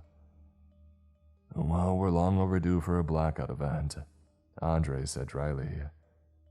I rolled to the edge of my own bed and leaned down closer to Chris. "What's going on?" I asked, keeping my voice to a whisper. "I could explain," he answered, "but you won't believe me. You'll have to see for yourself." In the next moment, a light came on in the building, a single red light on the ceiling, spinning around to illuminate the cells one by one. When it passed by ours, I took a moment to look at Andre and Mason. Both of them had their backs turned to us, facing the wall with their pillows held tight around their ears. "Everyone to your stations," the guards yelled outside. I jumped down from the bed and walked to the window to get a better look. Normally, every other guard tower had one guard in it to make sure that we didn't approach the fence. But now every tower had at least 2 guards, rifles shouldered and aimed at the courtyard below. I heard faint rumbling, but I couldn't spot the source. It came from the other side of the prison, from Block C to be more precise. The rumbling picked up volume over the course of a few minutes as I waited in anticipation, sounding more and more like someone pounding on metal. Pound, screech, pound, screech. On and on with only short pauses. I wondered who that was, and how they didn't break an arm yet. "What's going on?" I repeated my question, but Chris didn't hear me. Turning away from the window, I found him with his pillow around his ears as well, babbling nonsense to drown out the outside world. Andre and Mason joined in as well, all 3 of them making random noises. I should have done the same. I knew as much, but curiosity ate me up inside.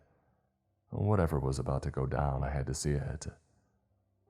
So I turned back to the window and kept watching. In the few moments that I had my back to it, a thick mist started spreading outside. It pooled in the yard, swaying and forming whirlpools as it advanced. When it hit the perimeter fence, it started spreading upwards as well. In no time at all, it was high enough to reach up to the first floor. "Shoot anything that tries to climb," one of the guards yelled. His choice of words baffled me. Anything. I could understand anyone. With the power out and covered by this mist, people were bound to try to break out. But anything, what was that supposed to mean? Unluckily for me, I was about to find out. The rumbling continued and it got so loud at one point that it sounded like a war drum. And then I heard a loud crash, and the frantic scurrying of feet invading the courtyard. I looked at the mist as the scurrying got below the window, but I couldn't spot anything. Whatever made those sounds was masked completely. They circled the building, more and more of them joining the unseen chaos.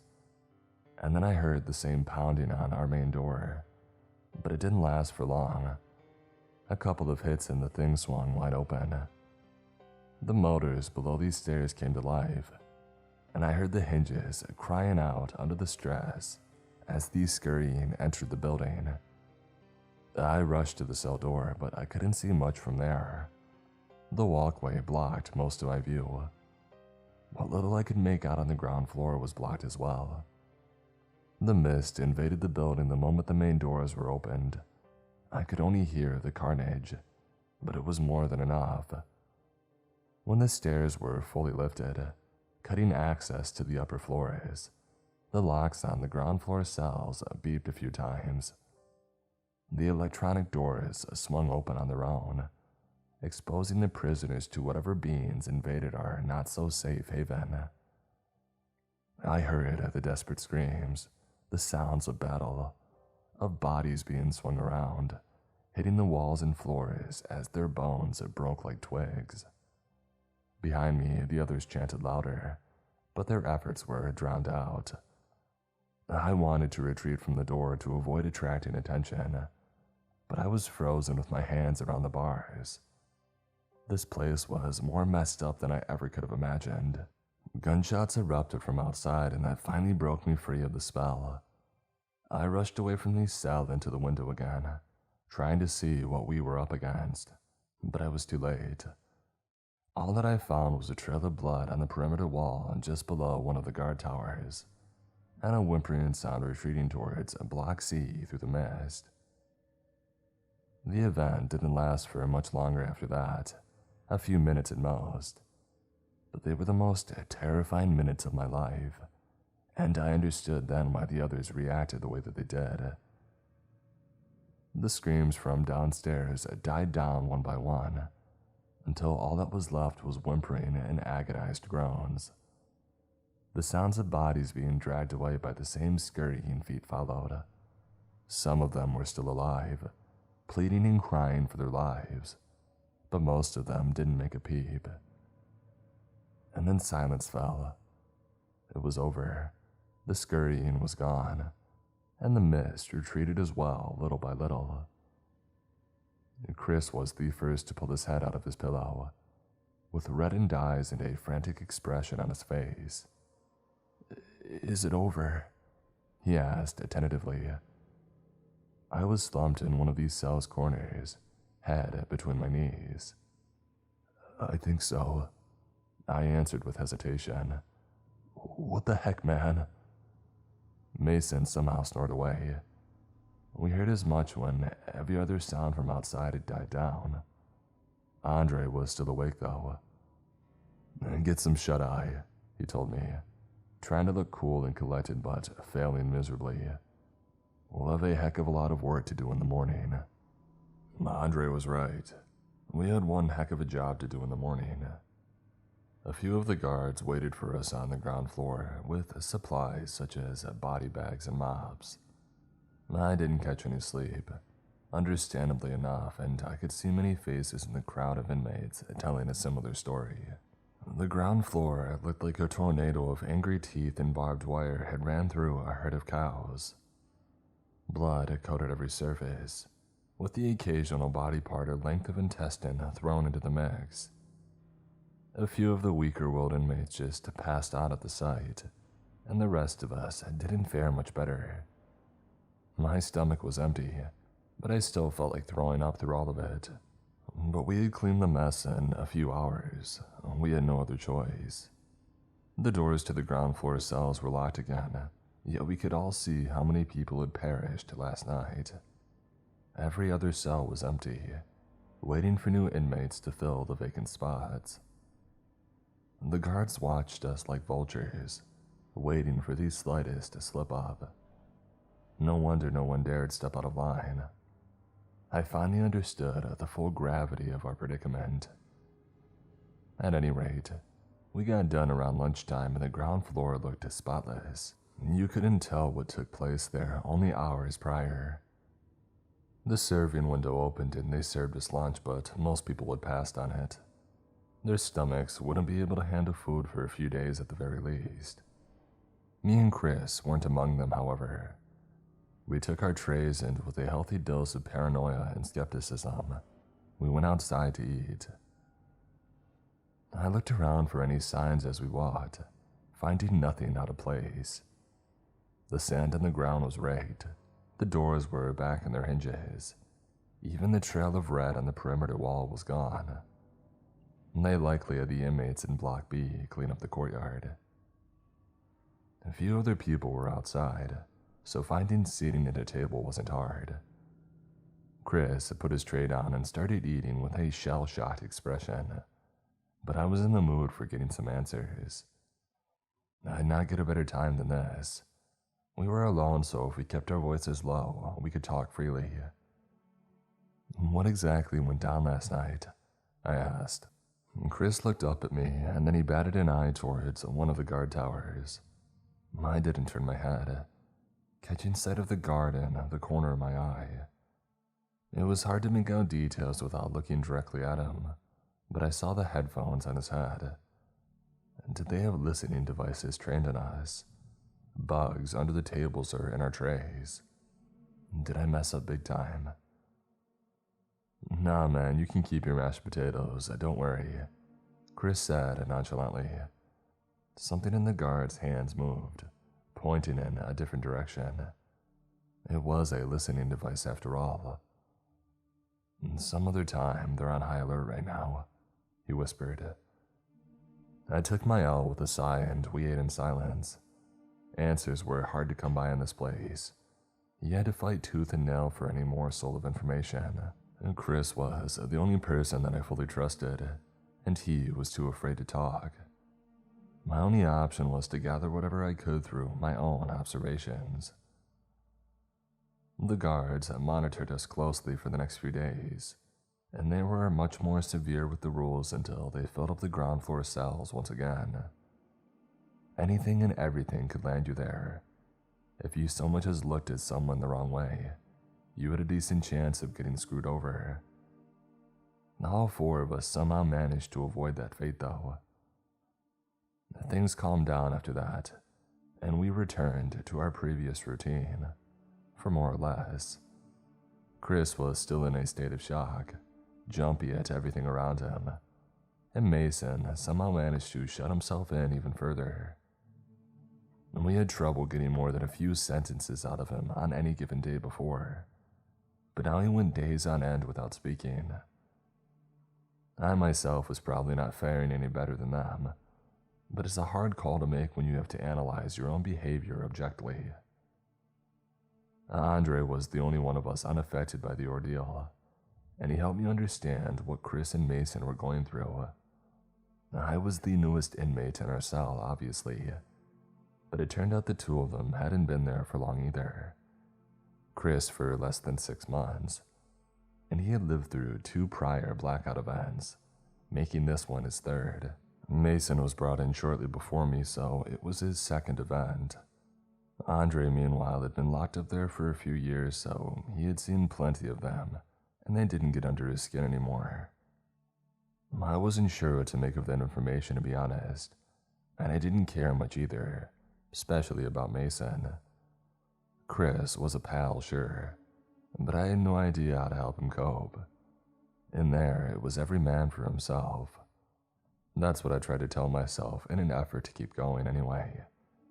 In reality, I couldn't practice it. When Chris stopped leaving the cell, I tried to convince him to come outside even for a little bit. When he stopped eating, I brought him his ration like he had done for me. But it didn't work. Nothing I tried, it did. With every passing day, he got worse and worse. His deterioration was slow at first, to the point that I didn't even notice it happening. But it soon became obvious. He stopped eating out of the blue and had lost a lot of weight, withering away visibly each day. His eyes lost that shine in them, that hope that things would be okay. You'll often hear tall tales of how the human spirit prevails, how our deep-rooted survival instincts carry people through the darkest of times, against the most impossible odds. But you rarely hear of the times that it fails, of just how brutal it is to see it shattered before your eyes. Come on, man, I pleaded with him one evening when I brought him dinner.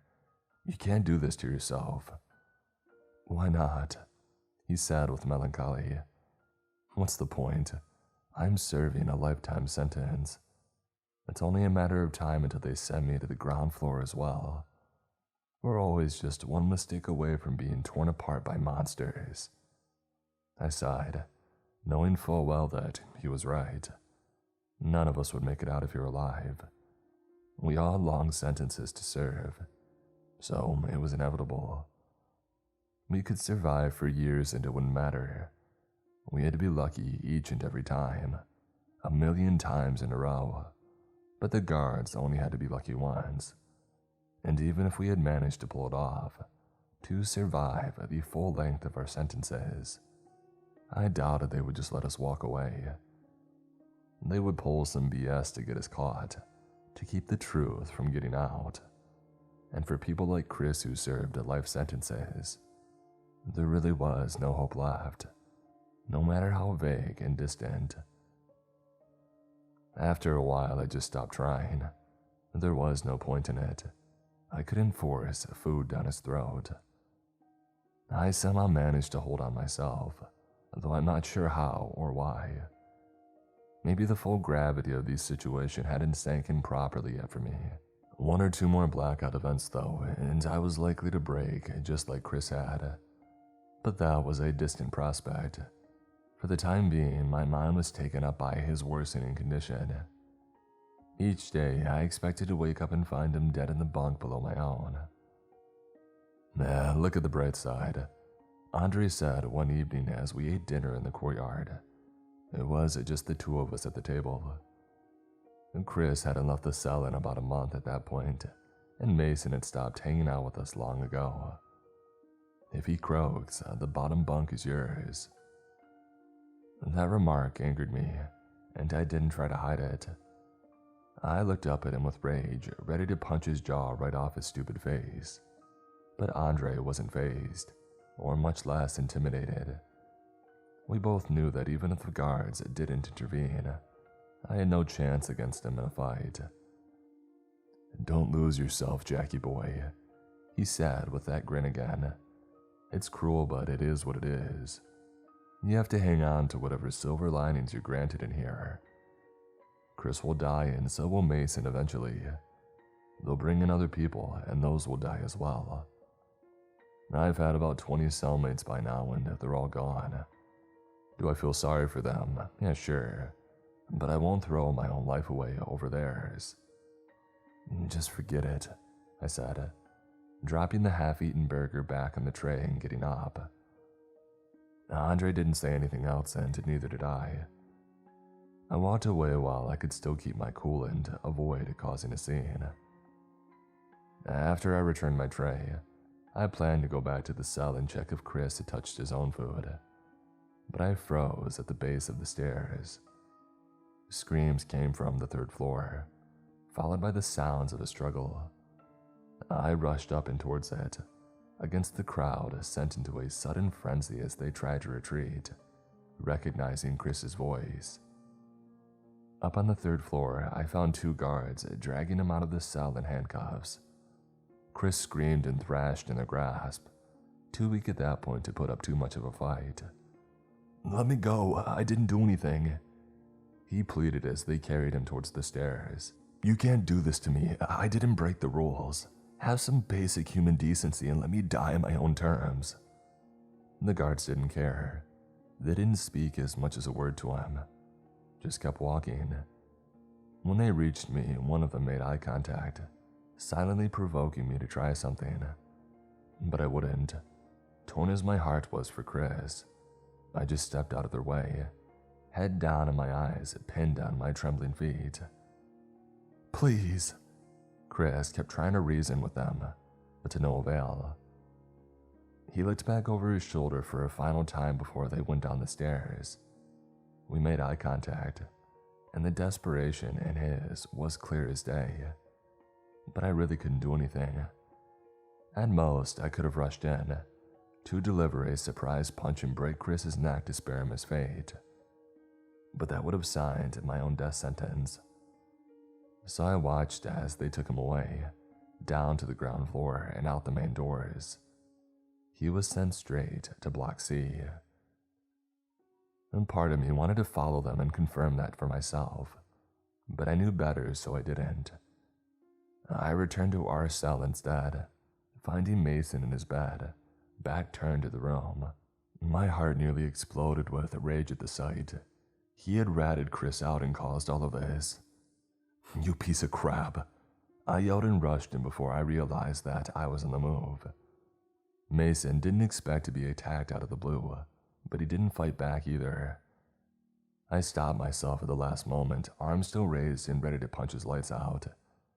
He looked up at me, the collar of his jumpsuit held tightly in my hand, but his eyes were vacant. "What?" he asked. "You did that," I said and pointed at the cell door. "You freaking rat. You got Chris killed to save your own butt." Mason slapped my hand away weakly. I let go of him and took a step away from his bed, and he simply turned his back to me again. "I didn't, and I'm not one of the rats," he answered. "Now shut the heck up before an actual rat hears you." "What? Then who?" "Everything all right. Trouble in paradise." I turned on my heels, finding Andre leaning on the cell door. The blood in my veins went a degree colder as reasoning returned to me, shooting into my brain like a speeding bullet. I had been stupid. I allowed my emotions to get the better of me. Mason wasn't the rat. Andre was, and he caught me red-handed as I broke the rules. But maybe there was still time. Maybe I still stood a chance to save myself. "No, everything's fine," I answered. "Oh, you sure about that, Jackie boy?" he asked. "I heard you screaming all the way down the stairs." "Yeah, I'm sure. I just got worked up about Chris, but I'll get over it." "Mason?" Andre asked, moving his attention onto him instead. If Mason talked and if he told Andre that I nearly attacked him, I was a goner. And we weren't exactly buddies either, so he had no reason to cover for me. "Let it go," Mason said, leaving me dumbfounded. "You heard the man. He got worked up, but he didn't do anything." Andre eyed us with suspicion, but he shrugged his shoulders and entered the cell. "If you say so." He went to his bunk and laid down, so I did the same. In that moment, I couldn't stand to be in the cell with them, but I knew that walking away would only make things worse. I had to stomach it, to process my emotions and let them run dry so I could clear my head. I placed my hands on the top bunk, ready to hop up, but Andre stopped me. "The bottom one's yours now. Don't you want it?"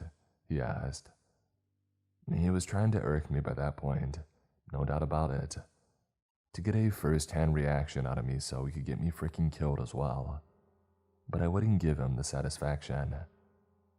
"Yeah, I forgot. Totally slipped my mind," I said and laid on the bottom bunk. I won't lie to you, I cried myself to sleep like a little baby that night. hot tears that had no business coming out of my eyes. But I managed to keep it hidden, and nothing happened to me, so I was in the clear. Andre didn't rat me out for whatever reason, and I had my theories on why, although I couldn't confirm them. Either he was satisfied with just Chris, or he saved me for later, knowing that I would slip up again eventually. Maybe the rats had quotas and no reason to go above and beyond. Who knows?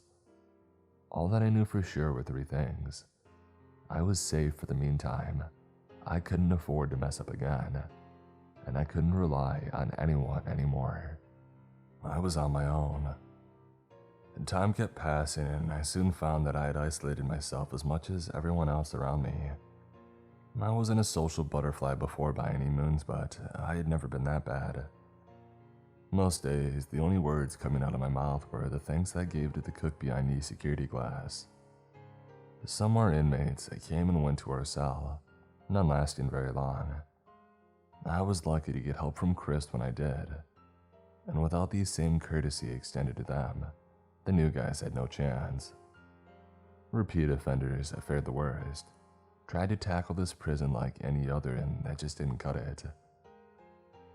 The next blackout event wasn't far off. From what I gathered during that conversation with Andre, they came every 2 months almost down to the day. I wasn't sure what to do when it would come. The temptation to hide with a pillow around my head like everyone else was huge, but I needed to know, to understand. I could be sent down to the ground floor any day, or worse yet, to Block C. Knowledge wouldn't necessarily improve my chances of survival, but it was better to have it than to lack it. Chris was right. This is hopeless, I lamented to myself. Maybe I should just get it over with, punch Andre in the jaw and get sent to Block C to die. I was outside in the yard eating dinner all by myself, and absorbed by the dark thoughts that wormed their way into my brain. I missed Mason approaching from behind. He placed his tray down and sat opposite of me, starting to eat in silence. I had nothing to say to him, so I tried to ignore him. "Way back when you asked me why I'm in here," he said after a while.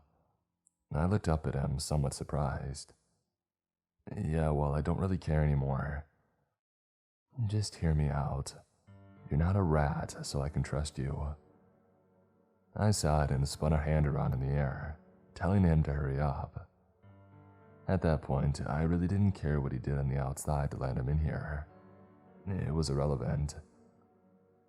"They got my brother," Mason continued. "Arrested him and sent him in here. Thought he didn't have anyone, so he would be easy to erase.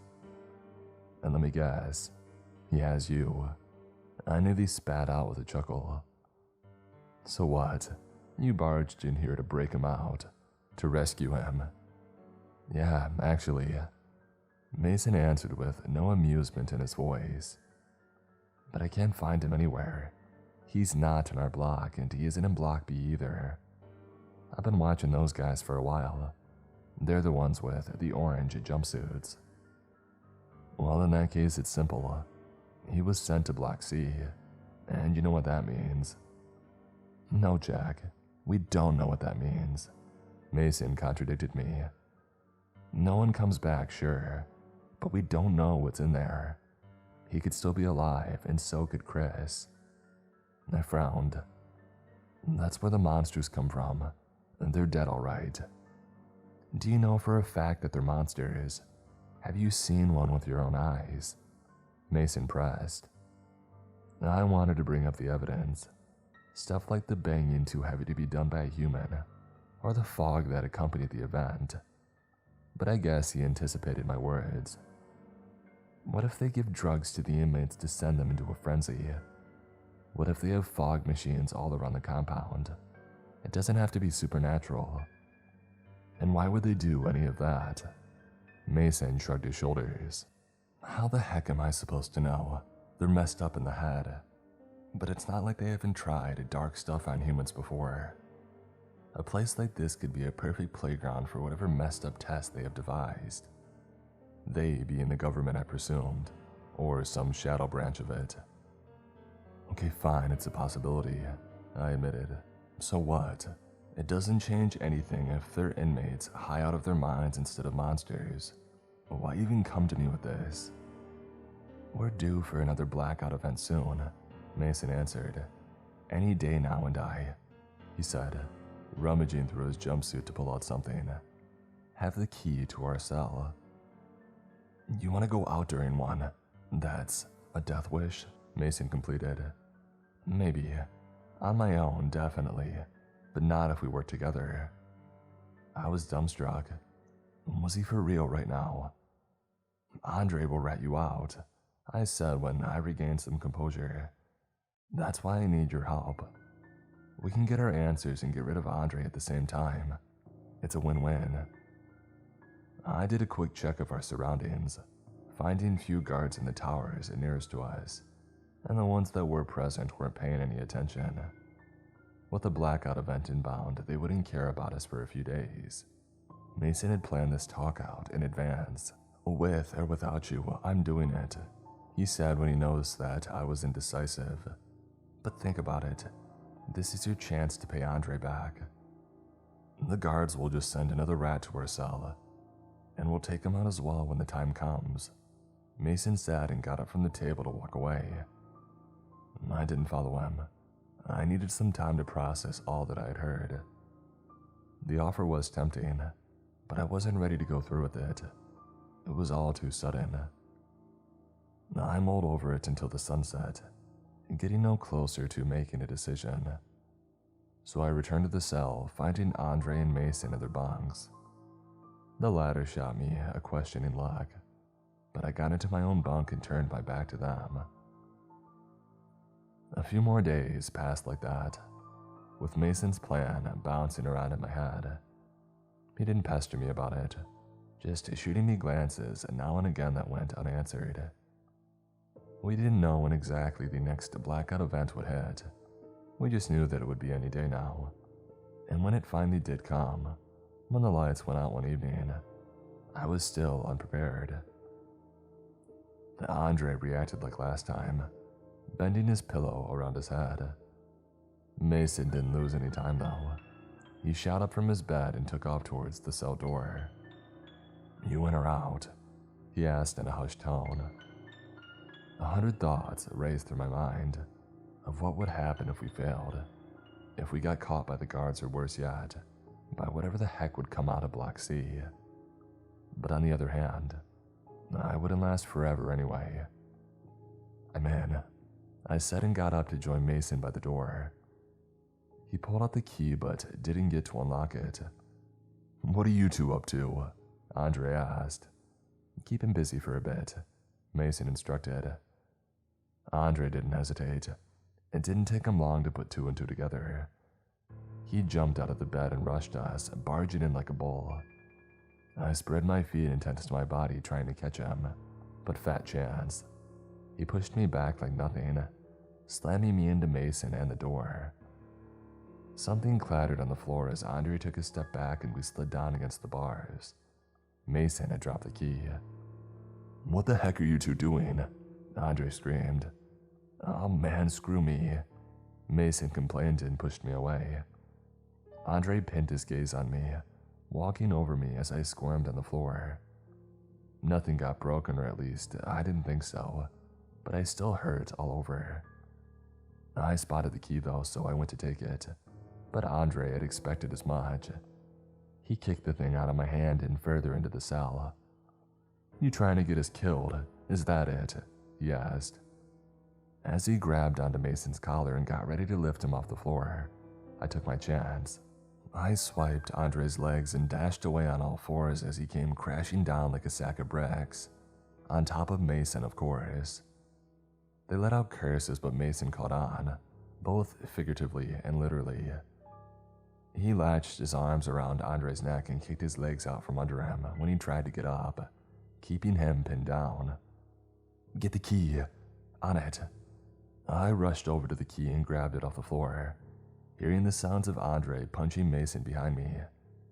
Even though the position was awkward, he still managed to put a lot of force behind each and every strike, The sounds of banging on Block C's doors joined the meaty thuds as I got back up to my feet.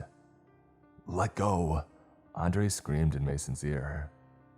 I was about to go back and unlock the door, but I stopped. Andre tensed up his body, pulling the jumpsuit taut over his skin. His muscles ripped and he nearly foamed at the mouth as he forced himself up, with Mason around his throat like a scarf.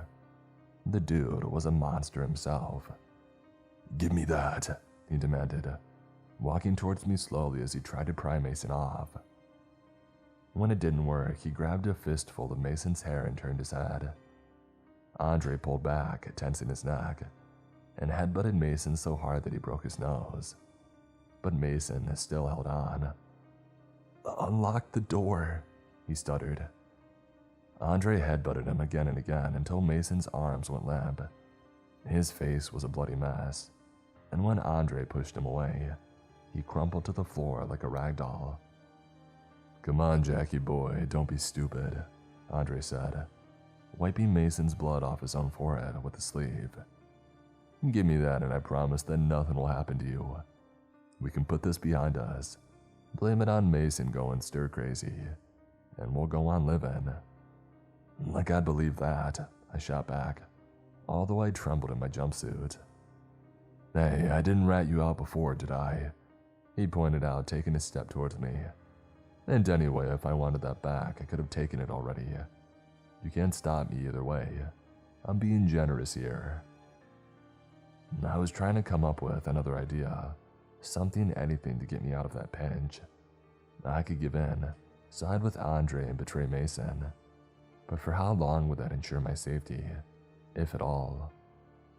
The banging from outside got louder and louder, until the doors gave way. Andre took another step towards me, arms fanned out, as the skittering of feet filled the courtyard. "What will it be, Jackie boy?" Mason jumped him from behind and bit into Andre's left ear. They both screamed, one in rage and the other in agony. Mason pulled his head back and forth, biting deeper and deeper as Andre bucked under him. Blood went flying everywhere and Mason pulled his head back one final time, taking Andre's ear off. Mason spat the mangled chunk and went for another bite right away, one that landed on Andre's left cheek. As the two of them brawled, I took the chance that Mason had bought me and ran around them to the door. I shoved the key into the latch, fighting back the trembling in my hands as I tried to turn it and unlock the dang thing. It released with a click, so I threw it open and dodged out of the way just in time to avoid Andre's charge. Him and Mason flew out onto the catwalk, crashing into the safety railing. Andre tried to throw him over the edge, but Mason held on too tight. In their mad brawl, they ended up falling down, with Mason on top. He punched Andre in the face once, twice, 3 times, but it did next to nothing. On the next punch, Andre caught his fist and spun his arm around, throwing him off. Mason landed face first into the wall. "Fine, I'll kill both of you," Andre said as he got up. He was missing his left ear and his left cheek had deep teeth marks in it, but the pain didn't seem to bother him. He was too upset for any of that. "Starting with you." He grabbed onto Mason and lifted him up over his head like a twig. I was frozen in fear, facing this behemoth of a man. I couldn't move a muscle. Andre shot me another glare, making eye contact and pinning me into place. And then he turned his back to me, walking towards the railing to throw Mason over. "You hear that?" he asked. The sounds of beeps filled the building as the electronic locks of the ground floor cells released. Banging on the main entrance doors followed, and they opened a moment later. The skittering of feet invaded the ground floor, mixing themselves in with a cacophony of screams from the doomed inmates. "You'll find out what's down there firsthand. That's if you survive the fall." He got ready to throw Mason over, and then he would come for me. I snapped into action despite the fear, rushing out of the cell, arms in front of myself. Andre didn't expect that, and he didn't get to dodge me. I pushed him from behind hard enough to make him stumble and hit the railing. As tall as he was, it only reached up to his manhood. Another push would send him over, but Mason would go down with him. Screw it, no choice. In a split-second decision, I went for the second push. With his center of gravity above the railing, Andre rolled over and fell headfirst. He let go of Mason in the last moment though, so I jumped forward and grabbed his hand. His weight and the momentum of his fall nearly whisked me off my feet as well, but my stomach caught the railing and I avoided falling. I looked down past Mason into the sea of fog that covered the unfolding carnage taking place below us. It was too thick to make out anything in most places, but Andre's fall created a small hole. His body was sprawled on the concrete, limbs clearly broken and bent in awkward angles, but he was still alive. He groaned and tried to move, to turn on his belly and crawl to safety, but an arm shot out of the fog and grabbed one of his legs. Andre let out a wheezing scream, and then he was dragged out of sight. "Pull me up already," Mason yelled. Right, sorry." I did as told, pulling him up and helping him over the edge. We both collapsed on the catwalk side by side, but Mason didn't stay down for long. The madman went to get back up and walk towards the stairs. "Don't," I tried to stop him. "You're in no shape to go down there." "But that's why we did all of this," Mason retorted. "To find out the truth. To see what's in the fog." "I didn't save your butt so you could go get killed anyway," I said forcefully. "Get back in the cell. With Andre out of the way, we can wait for the next blackout event. For now, we should think what lies that will spin for the guards in the morning." I could see Mason didn't like it, but his shoulders deflated as he turned around and walked back to the cell. I got up and followed him in, locking the door and putting an end to the madness for the meantime.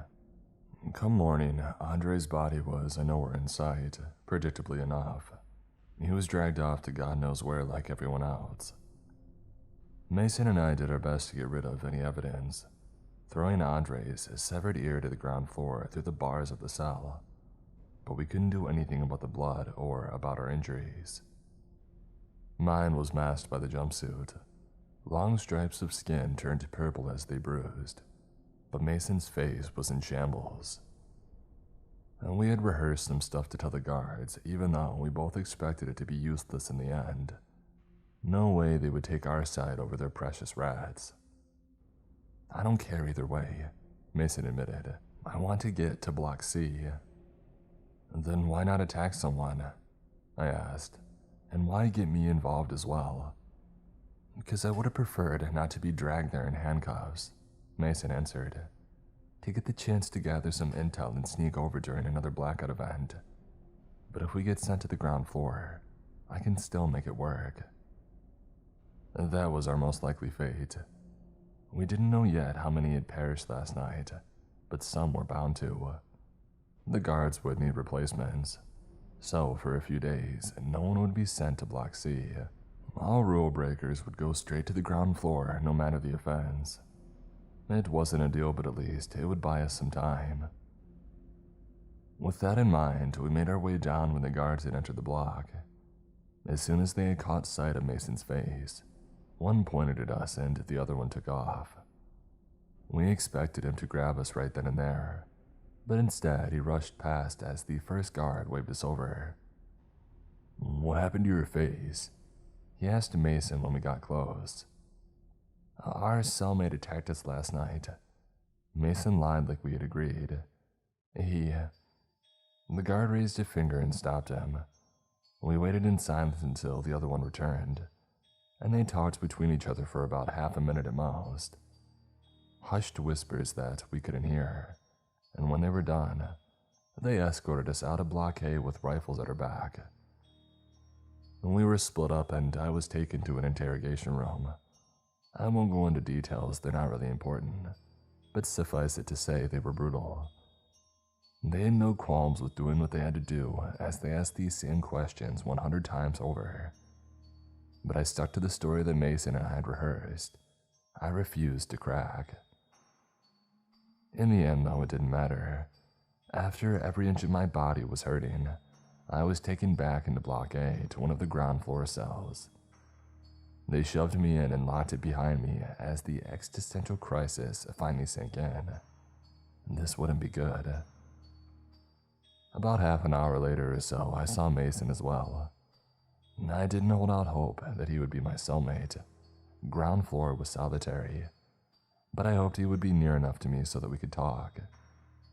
No dice. His cell was opposite of mine all the way across the floor. My time there was boring beyond belief. There's nothing worse than that in my opinion. I would take the interrogation room treatment over it in a heartbeat. I held out for the first few days, but after that, I started going off the rails, alternating between catatonic periods, rage, resentment, and fear. Every day was a roll of the dice as to what the main emotion would be, but I went across the spectrum. Some days I got food, some days I didn't. Being at the mercy of the other inmates meant going hungry and thirsty for long periods of time. I lost weight steadily because of it. I could feel my body growing weaker. Chris really had been a godsend for the rest of us in this place. I just never understood how much so. Anyways, the 2 months passed and we got our next blackout event. Only this time, I had a front row seat to the whole thing. It started out slow, like the other two had, with the power cutting out followed by distant sounds of pounding on the doors of Block C. Some of the other ground floor inmates had started weeping. Others started pacing about in their cells. A few even pulled desperately on the bars. I looked across the floor for Mason to see what he was up to since things were apparently going to plan. Given the large distance between us, we couldn't talk. We would have to yell back and forth, and that was a no-no. Mason stood in front of his cell door, arms crossed as he waited for the electronic lock to release. He seemed ready for some action.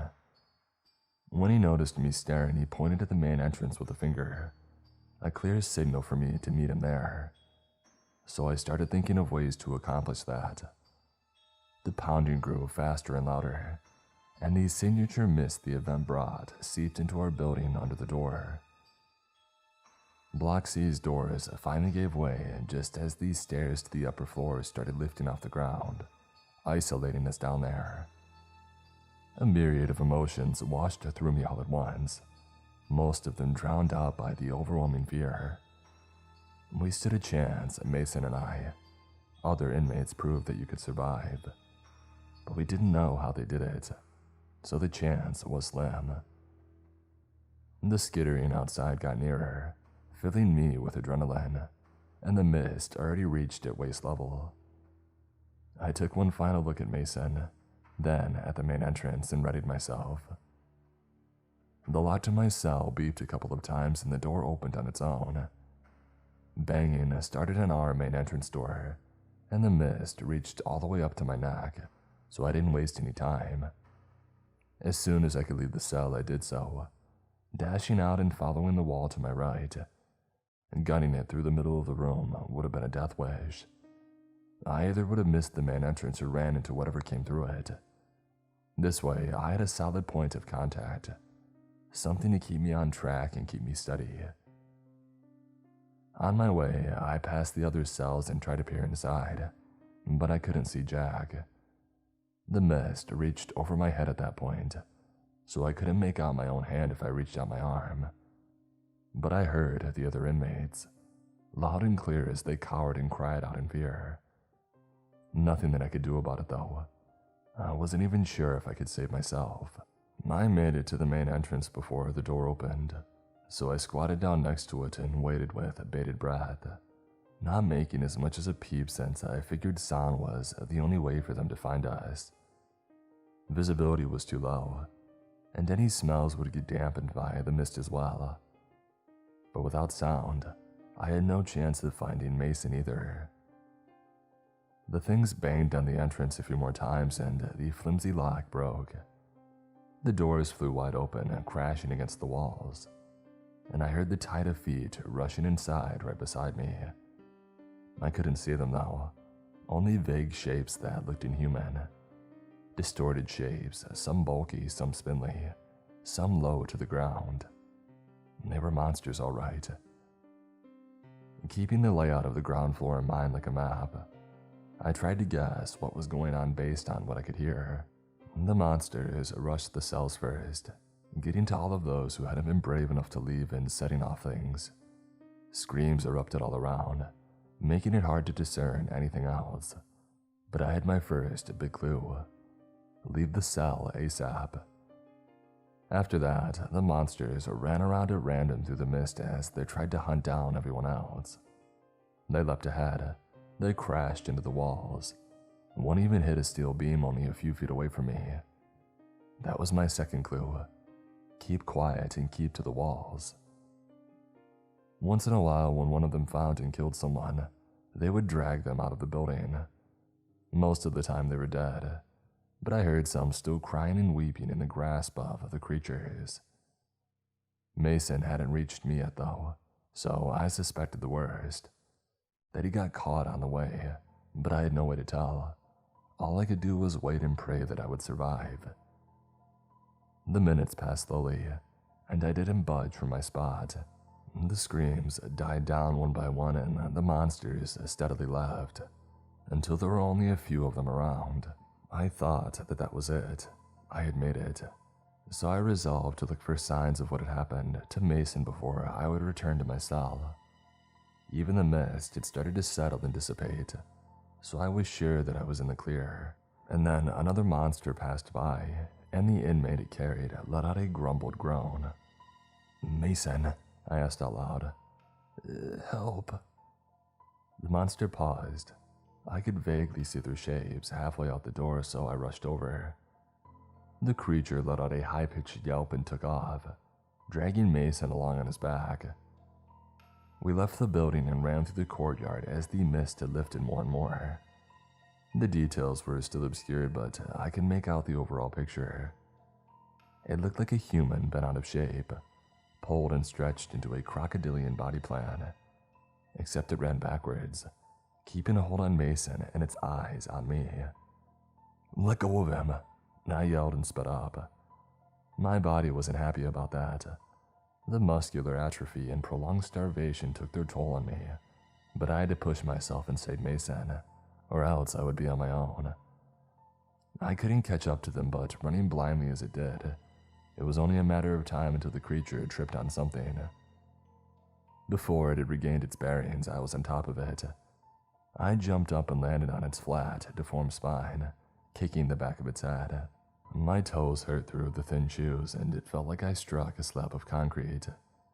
Mason joined in as well, though, kicking it under the chin with his free leg. Our combined attack did little damage, but it was enough to annoy the creature. It let out another yelp and it released Mason, bucking a few times to get me off as well. I landed on my butt in the sand, and it took off running towards Block C empty-handed. "Frickin' heck," Mason complained, sprawled on his back as he struggled for breath. "Come on, let's go back before anybody spots us." I helped him up, and we shuffled back towards our block, propped into each other.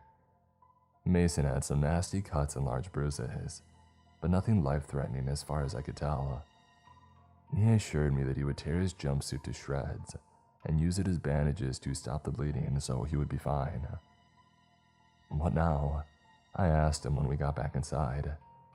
"Do we go back to our cells?" "Yeah," Mason answered. "The doors will close when the electricity comes back on. And who knows what the guards will do to us if they find us outside." Fair point. But we still had a few minutes until then, and we wouldn't get another chance to talk. And so talk we did. Mason told me what had happened to him. Apparently, he had hesitated and didn't leave his cell right away. When he did, he made a beeline to the main entrance and ended up bumping into someone. The man got scared and attacked him. They fought until the monsters had barged in, so he ran around at random to escape them. But the madman had pulled it off. He had been insanely lucky. I told him what to do, and we quickly devised a plan for the next event.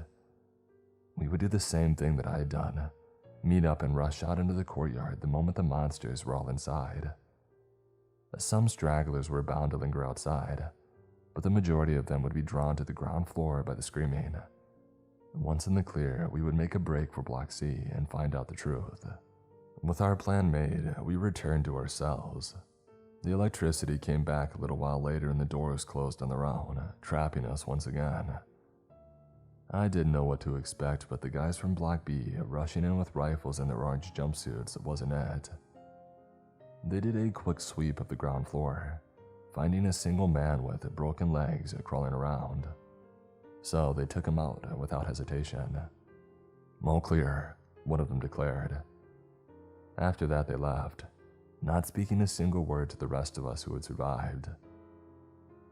The stairs whirred to life and dropped back down to the ground, signaling the end of the blackout event. Come morning, I saw how few of us had made it, barely a handful including Mason and I. Although some of my questions got answered, I was left with even more of them to mull over for the next couple of months. What was the deal with the monsters? Where did they come from? What about the guys from Block B? And most importantly, what would we even accomplish if we made it to Block C? We would satiate our curiosity, sure, but we would likely die in the process. Chris and Mason's brother were dead, there was no doubt about it, and I knew Mason realized as much. But then again, what else was there for us? Doing this or not, this goal gave us something to work towards and to look forward to, something to keep us grounded and sane. It allowed us to retain a measure of control over our lives in this otherwise hopeless place. So we would try and we would die, but at least it would be our choice. Morning came and the other inmates came down from their cells to clean up the mess. I could see the terror on their faces clear as day when faced with how many people had perished, and all of them knew too well they stood a good chance to take their places. And that's what happened. Over the course of the next few days, the ground floor cells filled up one by one. I won't go into detail about the following 2 months. They were boring and I don't really know how to make them entertaining for you. It was more of the same, a repeat of my first stint. Bored out of my mind, hungry and thirsty most days, and so on and so forth. This time, I tried to somewhat keep in shape by doing some limited workouts, but the nutritional deficit didn't make it easy. It's hard to retain muscle mass when you don't eat, and your body decides to cannibalize itself for protein or whatever. But they passed, and us initial survivors were little more than walking skeletons by the end. Mason and I wouldn't have another shot at it. Another 2 months of this would likely do us in, so we had to make it count. As soon as the doors of our cells opened, we both rushed out and followed the plan.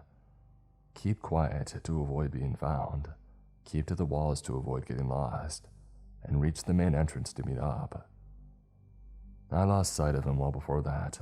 The mist set in fast, but I pulled my part off without a hitch. Just like last time, I was by the doors when they burst open, and they rushed past me into the building. I waited for all of the monsters to pass me, tensing up for a speedy getaway. "Mason, you there?" I asked in a hushed voice. "Yeah, on your signal," he answered. "Go." We gunned it out of the building side by side, keeping close to one another at all times. Out in the courtyard, Mason took the lead and guided me towards Block C, as screams filled the building that we left behind. We heard more footsteps through the mist, but none were in our direct path. Most either rushed towards Block A or the perimeter wall, where the guards atop their towers gunned them down when they tried to climb. Almost there, Mason assured me, all out of breath. I wasn't any better myself though, on the verge of hyperventilating my lungs out and throwing up before curling up into a ball to die of exhaustion. Never in my life had I been that weak, and I'll do anything to avoid it being like that again. But we made it after a couple of minutes, finding the doors wide open. It was the closest that we had ever gotten to Block C, right up against it, so I took a moment to observe it as we caught our breath. The walls were thicker, and so were the steel doors. It had some windows on at the upper floors, but we had never seen anyone behind the bars. You sure about this? I asked Mason. Yeah, what? Will you chicken out? No chance, let's go. We entered the building side by side, trembling with both fear and anticipation. Light emanated from inside, filtered by the milky fog. But it didn't come from the ceiling or the emergency lights that came on everywhere else. It came from the floor, from the middle of the building. What the? I started, but somebody stopped me. What are you two doing here? We turned, bumping into each other, finding a man in the doorway behind us. The orange jumpsuit stood out even through the mist, though that could have been because of the high-power flashlight mounted on his rifle. Mason turned, ready to bolt as I thought of what to say, but the man shot around into the floor by our feet. Talk, he demanded. You see, it's a funny story.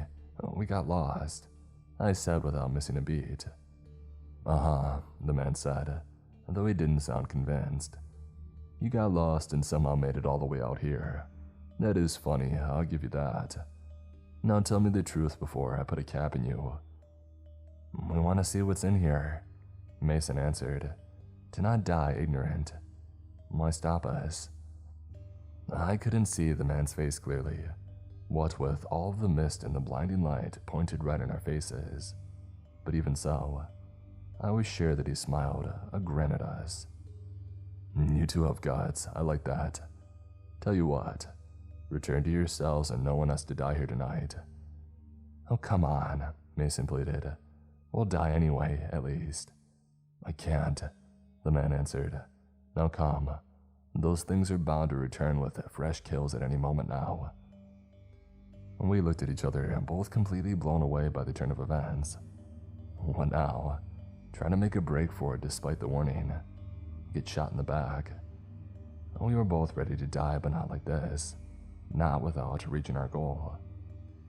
I nodded at Mason, and although I could see he regretted it, he nodded back. So we followed the man out of the building, through the courtyard and towards the tables. A few monsters approached us on the way, but he shot them down and the rifle proved effective. When we had reached the tables, he sat down and placed the rifle in his lap, and then he thought better of it. Know how to shoot? He asked me. More or less, I answered. Great, he said and tossed the rifle to me.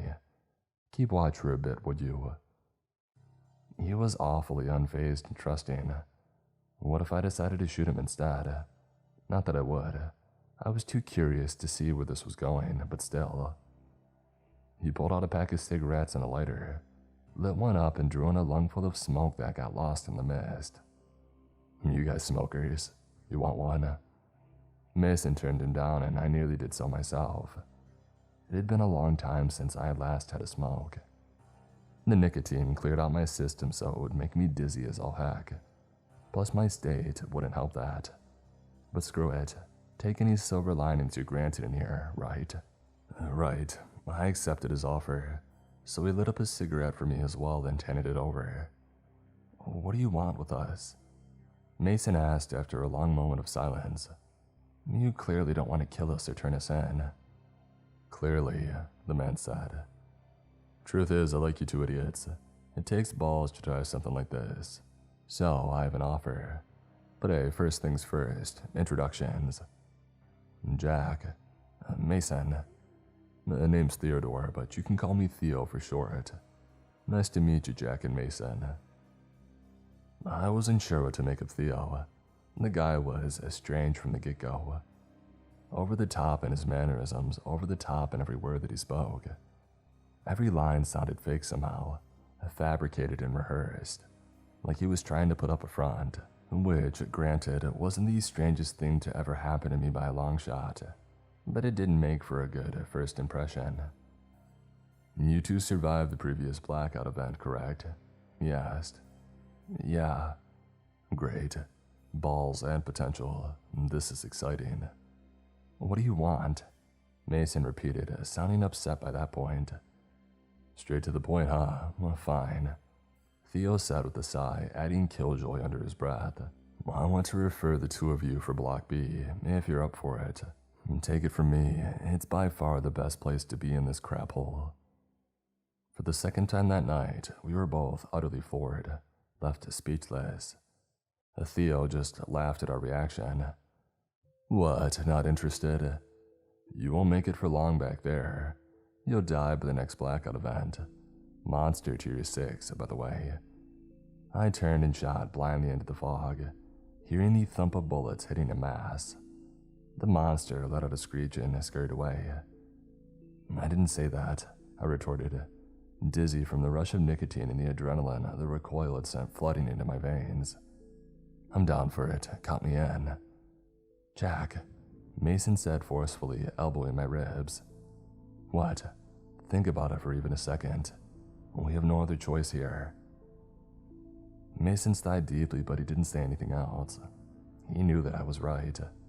Search for answers. We couldn't search for crap if we died.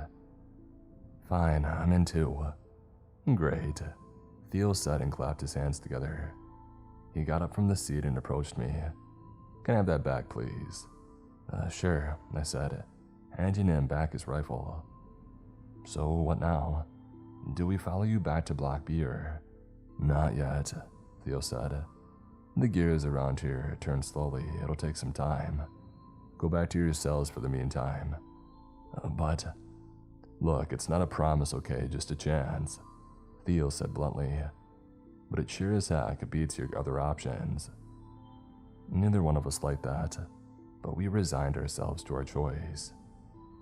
Theo turned to leave through the fog, but he left us with some parting words. We'll talk some more later, hopefully under better circumstances. Trust me, boys, I have big plans for us. Trust him, huh? The mere concept almost made me laugh. Trust was a commodity in here, and perhaps the one in shortest demand. But our options were limited. Theo left after that, so Mason and I waited there for the blackout event to end. We couldn't risk moving through the fog, but we would be fine if we kept quiet. A few minutes later it was over with, so we returned to Block A when the mist had started dissipating. The same thing that we had gotten used to greeted us, though we were desensitized to it by now. We just parted and returned to our cells without speaking another word to each other. There was nothing left to say. The rest of it went like last time. Electricity came back on, the cell doors that closed on their own. The guys from Block B came in to sweep the area and check for survivors. This time, I spotted Theo among them. He was the one leading them, and that gave me some hope. Only Mason and I made it that time. Everyone else was dead. Come morning, I didn't sleep a wink. My mind was too busy running in circles at all the possibilities, reinvigorated by the hope coursing through me. I was so sure we had died that I didn't care. I abandoned my sense of self-preservation, but now I stood a chance. An actual, honest-to-God chance to survive in the long term, so I wouldn't kick it away. The other inmates cleaned the ground floor by lunchtime, and to my surprise, one of them brought me food and water. He passed the stuff to me between the bars, along with a message. Theo sends his regards, and a request. Keep in shape.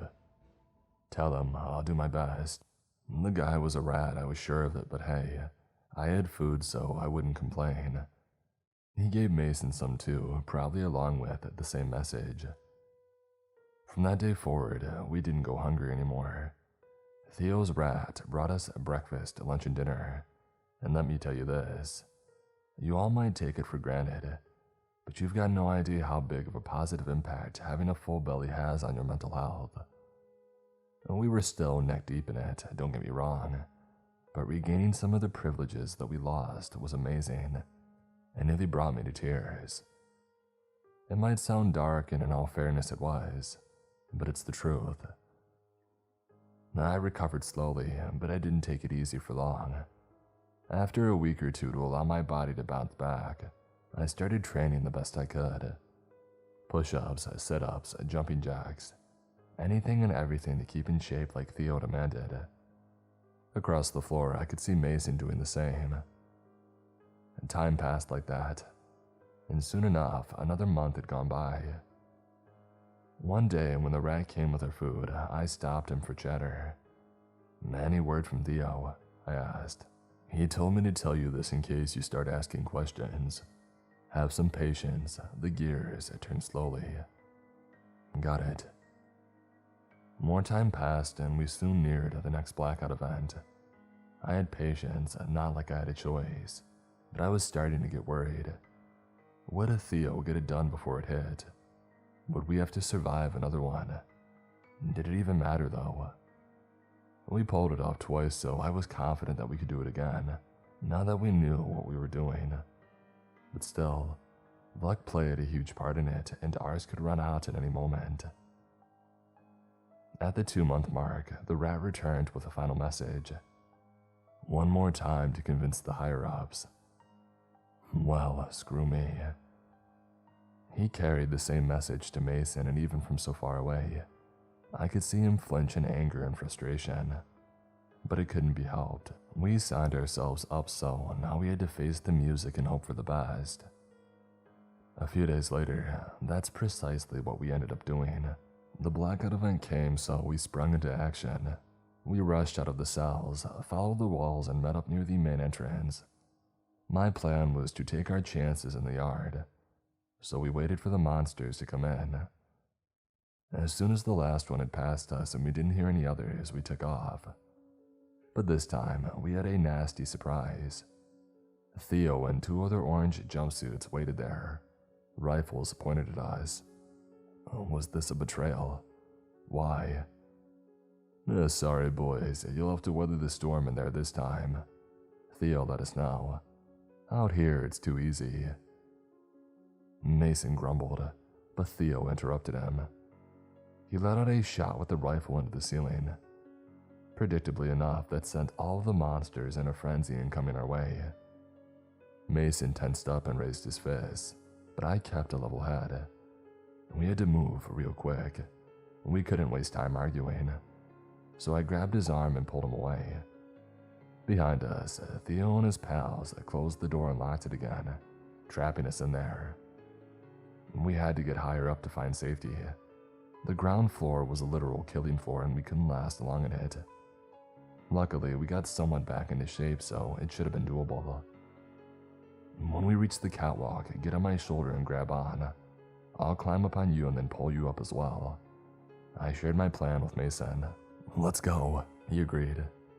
We ran through the mist, with monsters and other inmates passing us every now and again. Most were too busy running to or from each other, until one decided that we looked tastier than his previous target. A tall beast, easily 8 feet in height but scrawny. Its muscles were well defined, but its skin was ripped to shreds here and there where it gave away as it expanded. With all of that in mind, let's call it lanky. Lanky let out a high-pitched yell and lunged. Mason pushed me to the ground and followed me down as well, so Lanky missed and flew over us. We took off on all fours like that, hoping to reach that catwalk and get away. But it chased after us. Of course it wouldn't be easy. We kept dodging, working together to remain one step ahead of Lanky's attacks. Come on, make it fast, I told Mason when we got below the catwalk. He ran up from behind and climbed on my shoulders as I tried to keep steady. Lanky let out another screech not far behind us. I felt Mason tense up, the wavering in his legs gone before he told me that he got a grab. I got out from under him and grabbed a hold of his jumpsuit to climb him like a ladder, but Lanky had interrupted us. It struck me from behind and sent me to the ground, like I had been run over by a freaking car. And then it slapped Mason away too, hard enough to send him flying into the nearest wall some 6 feet away. Lanky stepped over me to go to Mason, and I knew that I had to do something fast to save our butts. I looked up at it, observing it for a weak point that I could exploit, and I settled on its spine. It was the thinnest part of its body by far, mostly exposed bone with a wisp of muscles to keep it connected, barely about the thickness of my forearm. I bolted to my feet and ran into Lanky from behind, hoping to tackle it. No dice, it remained standing. All I managed to do was make it more upset. It swiveled on its heels and tried to swat me away, but I dodged below its arm. On my way back up, I delivered a punch in its groin, but it also had little effect. I needed to attack that spine. After I dodged another slam, I punched one of the vertebrae, but it felt like reinforced concrete against my fist. I pouted, holding my fist as I retreated. I couldn't do this, not on my own.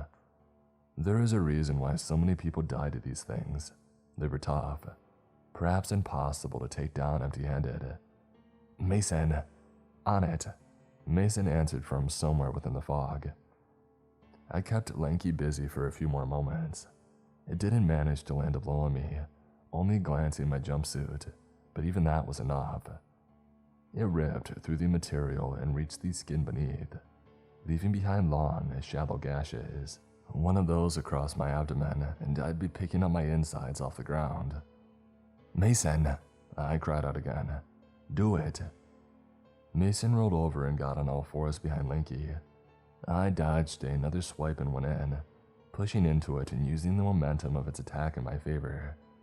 Lanky went backwards, his legs snagged on Mason, and it toppled over on its back. "Twist the head clockwise," I instructed while grabbing onto its legs. Mason did as I told, even though I could tell that it was difficult for him. Who knew how many bones he had broken from that one hit? But my plan worked. We twisted Lanky in opposite directions from opposite ends at the same time. His spine, being the weakest link in its body, gave out with a sickening crack. Not enough to kill it, but at least it was incapacitated so we could carry out our initial plan. "Can you still move? I can force myself," Mason answered as I helped him away from Lanky. "Let's get this over with." He climbed on top of my shoulders again, but Lanky just wouldn't give up. Even with a broken spine, it crawled our way using its arms. At least it moved slower though. I jumped to avoid another swipe at my legs, giving Mason a much-needed push so he could reach the catwalk. He grabbed on, so I held onto him in midair without falling back. Below us, Lanky screeched and yelped, angry that we had gotten away. I climbed up all the way over the railing and onto the catwalk of the first floor, and then I turned around and helped Mason up as well, before we both collapsed. "We did it," he mumbled, clearly in a lot of pain. "Theo," I screamed. "Screw you, Theo, we made it. Get us out."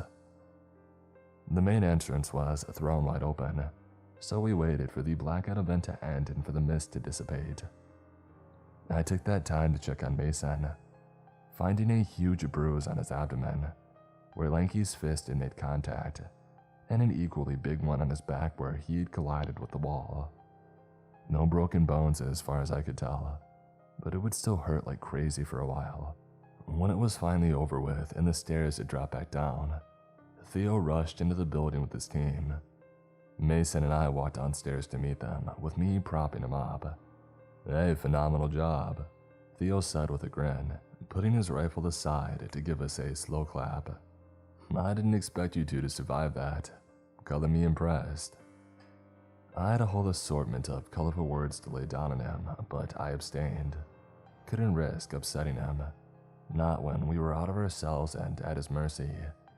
He could just as easily dispose of us as he could help us. "So, is it a yes or a no? Are we in?" "You're in all right." He said and turned to leave. "Boys, finish up here. You two, follow me." Theo led us from our building to Block B, and as soon as those doors opened, we could tell that it was a completely different world from what we had grown used to. No cells lining the walls, no bare concrete, no madness. It looked like a normal hotel more than anything. Feeling carpet beneath my feet after so long nearly brought me to tears. You never realize how much you miss these little things until they're ripped away from you. Anyway, Theo took us to the infirmary, because they apparently had one of those as well. "They'll give you a quick checkup to make sure the two of you are fine. Then you can rest until morning." He turned to leave, but I stopped him. As the only person from Block B that I sort of knew and trusted, I would have liked for him to stick around. "Where are you off to?" "Still got work to do," he said halfway out the door. "But don't worry, you're in good hands with these guys." I somehow doubted that, but I went on Theo's word until now, so I had little choice but to keep that up. The doctors examined us and one even tried to make small talk, but we wouldn't budge. Just kept our mouths shut in case it was a test. I needed some stitches and bandages, nothing major, but Mason would need at least a few days to rest. Like I had suspected, he hadn't broken any bones, but the bruises were huge and he had pulled a few muscles. When they were done with us, they led us to our rooms. Plural, since we wouldn't live together. They weren't anything fancy by a long shot, but hey, they weren't prison cells either. I went to bed right away, falling asleep fast after the madness that I had been through. Theo woke me up in the morning with Mason already at his side. "Come on, I have to break the two of you in." He showed us around Block B and it was overall much better than our previous dwellings. It had a canteen with tables to eat at, a gym, a small library with approved books I was sure I wouldn't frequent. The showers were still communal though, but I didn't really care.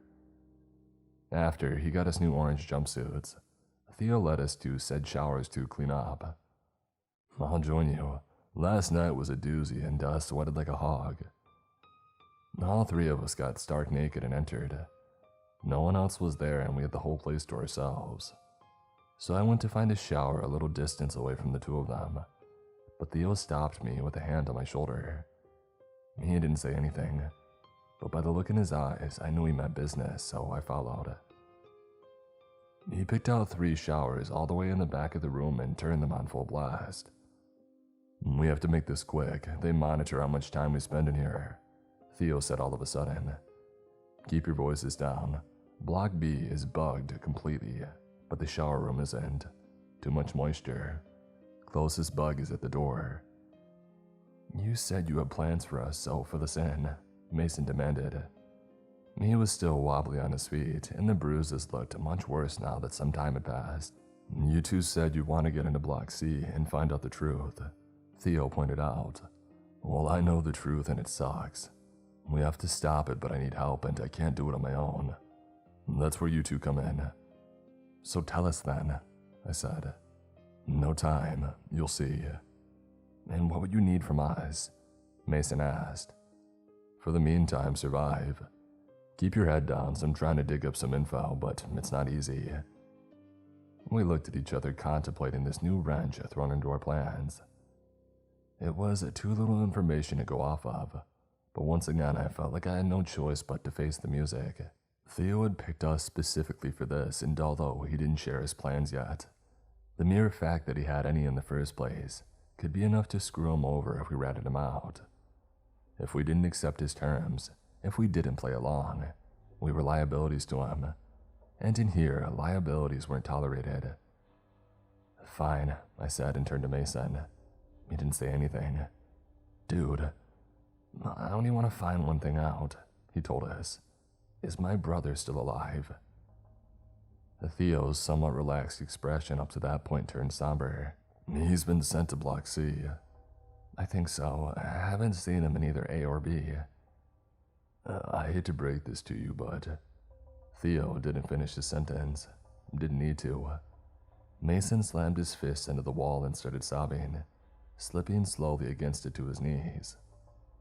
We had both known it. Chris and his brother were long dead, but we wanted confirmation. Needed confirmation. Yet now that we had it, I was afraid it would break him. "I still need an answer," Theo pushed him. "I'm in all right," Mason said, gritting his teeth between sobs. "I'll kill whatever's down there. Then I'll kill the people that sent my brother here." Theo smirked. "Good luck with that." We washed up in silence, got dressed, and went to grab breakfast. Since we knew the place was bugged, we didn't speak much. Instead, we allowed Theo to guide the conversation since he was more than likely privy to the no-no topics. "So, what did you two do to land you in here?" he asked us after we sat down. We answered him and he batted an eye when he heard my story. but I couldn't care less. He was here too, so he wasn't a saint either. You really did that? Yeah, well, what did you do? He sighed, dropped his spoon, and leaned back in his chair.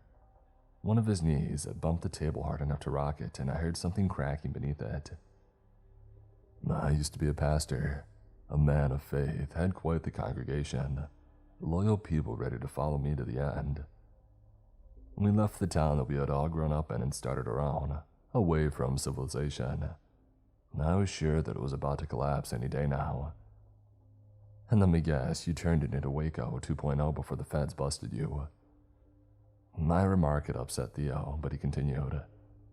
No, of course not. We didn't do anything, we were peaceful. Didn't even have guns. We were sure the Lord would watch over us, until he didn't. So what? They just wiped you out for no reason? Mason asked. Yeah, pretty much. They spotted some BS about inciting violence, rebellion. But they were all lies. I think I had seen something like that in the news, I pointed out. Would have made all the papers and news channels for weeks. Theo chuckled, but it was dry. A hollow gesture. It would have.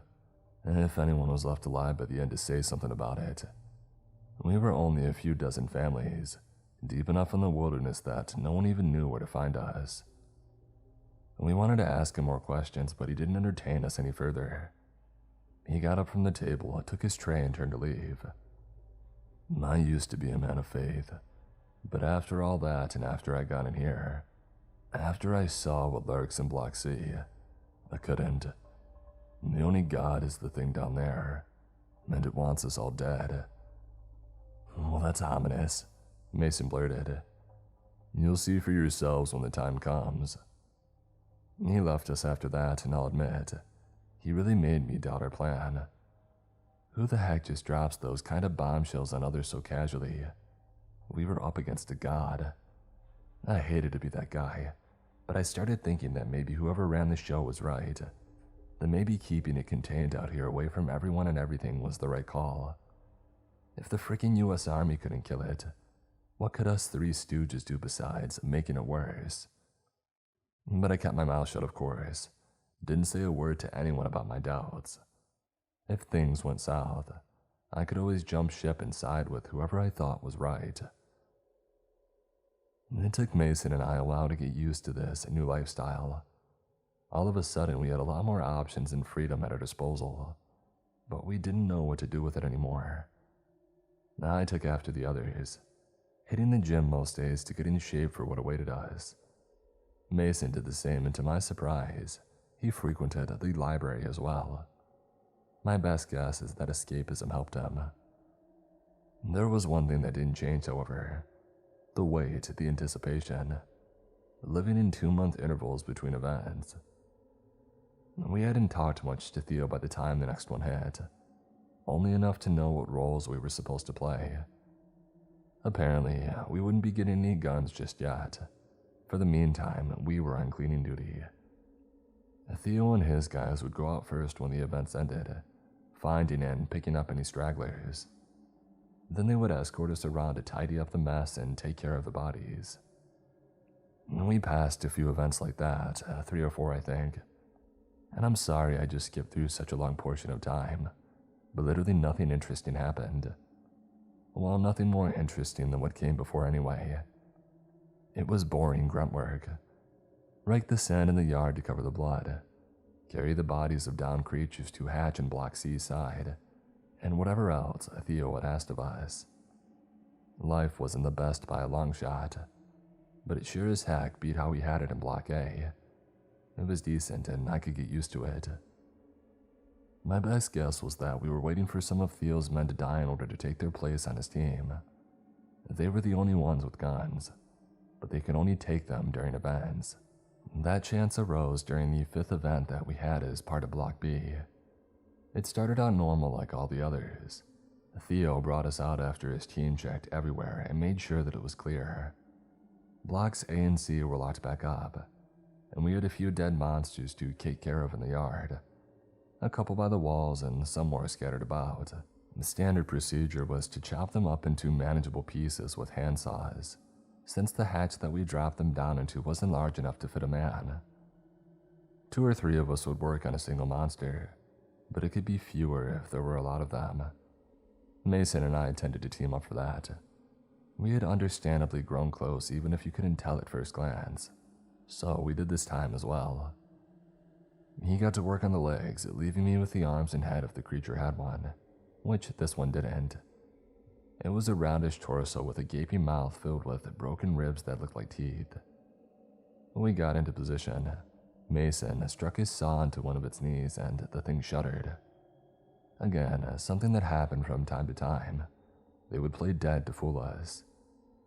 Theo and co were supposed to double tap all of them just to make sure, and Roundy did have 2 holes in it. But like, how do you take something out without a brain? I didn't get to warn Mason or call for Theo. As soon as Mason saw broke skin, Roundy shot a leg out and pushed Mason away. It swatted an arm at me, but I dodged and took off around it. Yo, we got a live one.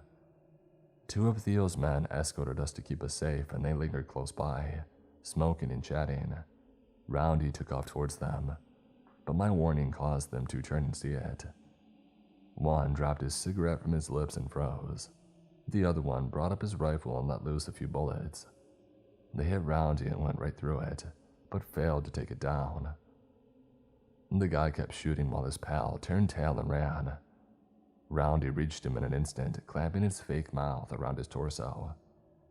The man twitched and his bones let out a sickening crunch as Roundy bit down harder. A moment later, his body fell away, cleaved in 2.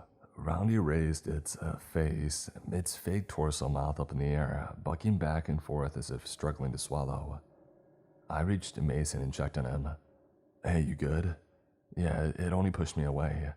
Awesome, let's get out of here. There was no point in us fighting. That's not what we were there for. We had to run away and survive. The guy that ran off would alert Theo and the others, and they would scream. I turned my head around as I bolted, finding the man halfway down Roundy's gullet as well. It bit down into him, finishing him off, his feet twitching for a moment before life had left him. Roundy spat out what it couldn't swallow and took off after the next closest prey. Us. We have to kill it, Mason said. How? I don't know, but we have to come up with something. How the heck did I end up as the brains of this operation?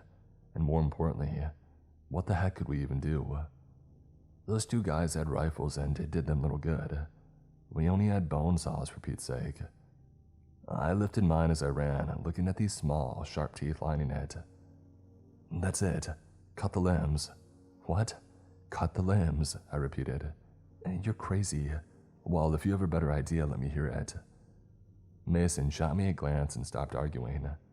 The better idea would have been to keep running, but Roundy was faster than us by the looks of it. Help was maybe a minute away tops, yet we both doubted that we could escape it for that long. How do we do this? Mason asked. Split up. It'll follow one of us till the other one rushes back and then strikes. These aren't frickin' swords, you know, Mason protested, swinging the saw around. Yeah, so hit it harder. The wall was coming up, and we did as I said. Mason went to the left and I went to the right. Roundy collided into the wall, then bounced back like a ball before picking me and taking off again. Mason. I needed to stop it somehow, to buy Mason time to swoop in. It was risky, but I had no other choice. So I stopped and swiveled on my heels, getting face to face with Roundy.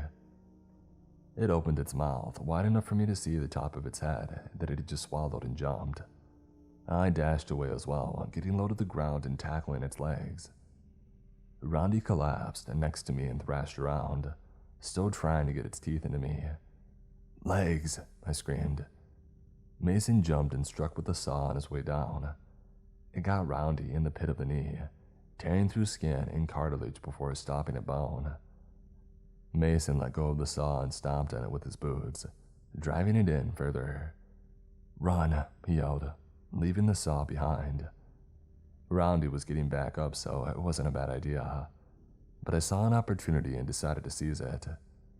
I let it get on all fours and then kicked its wounded knee with all my strength.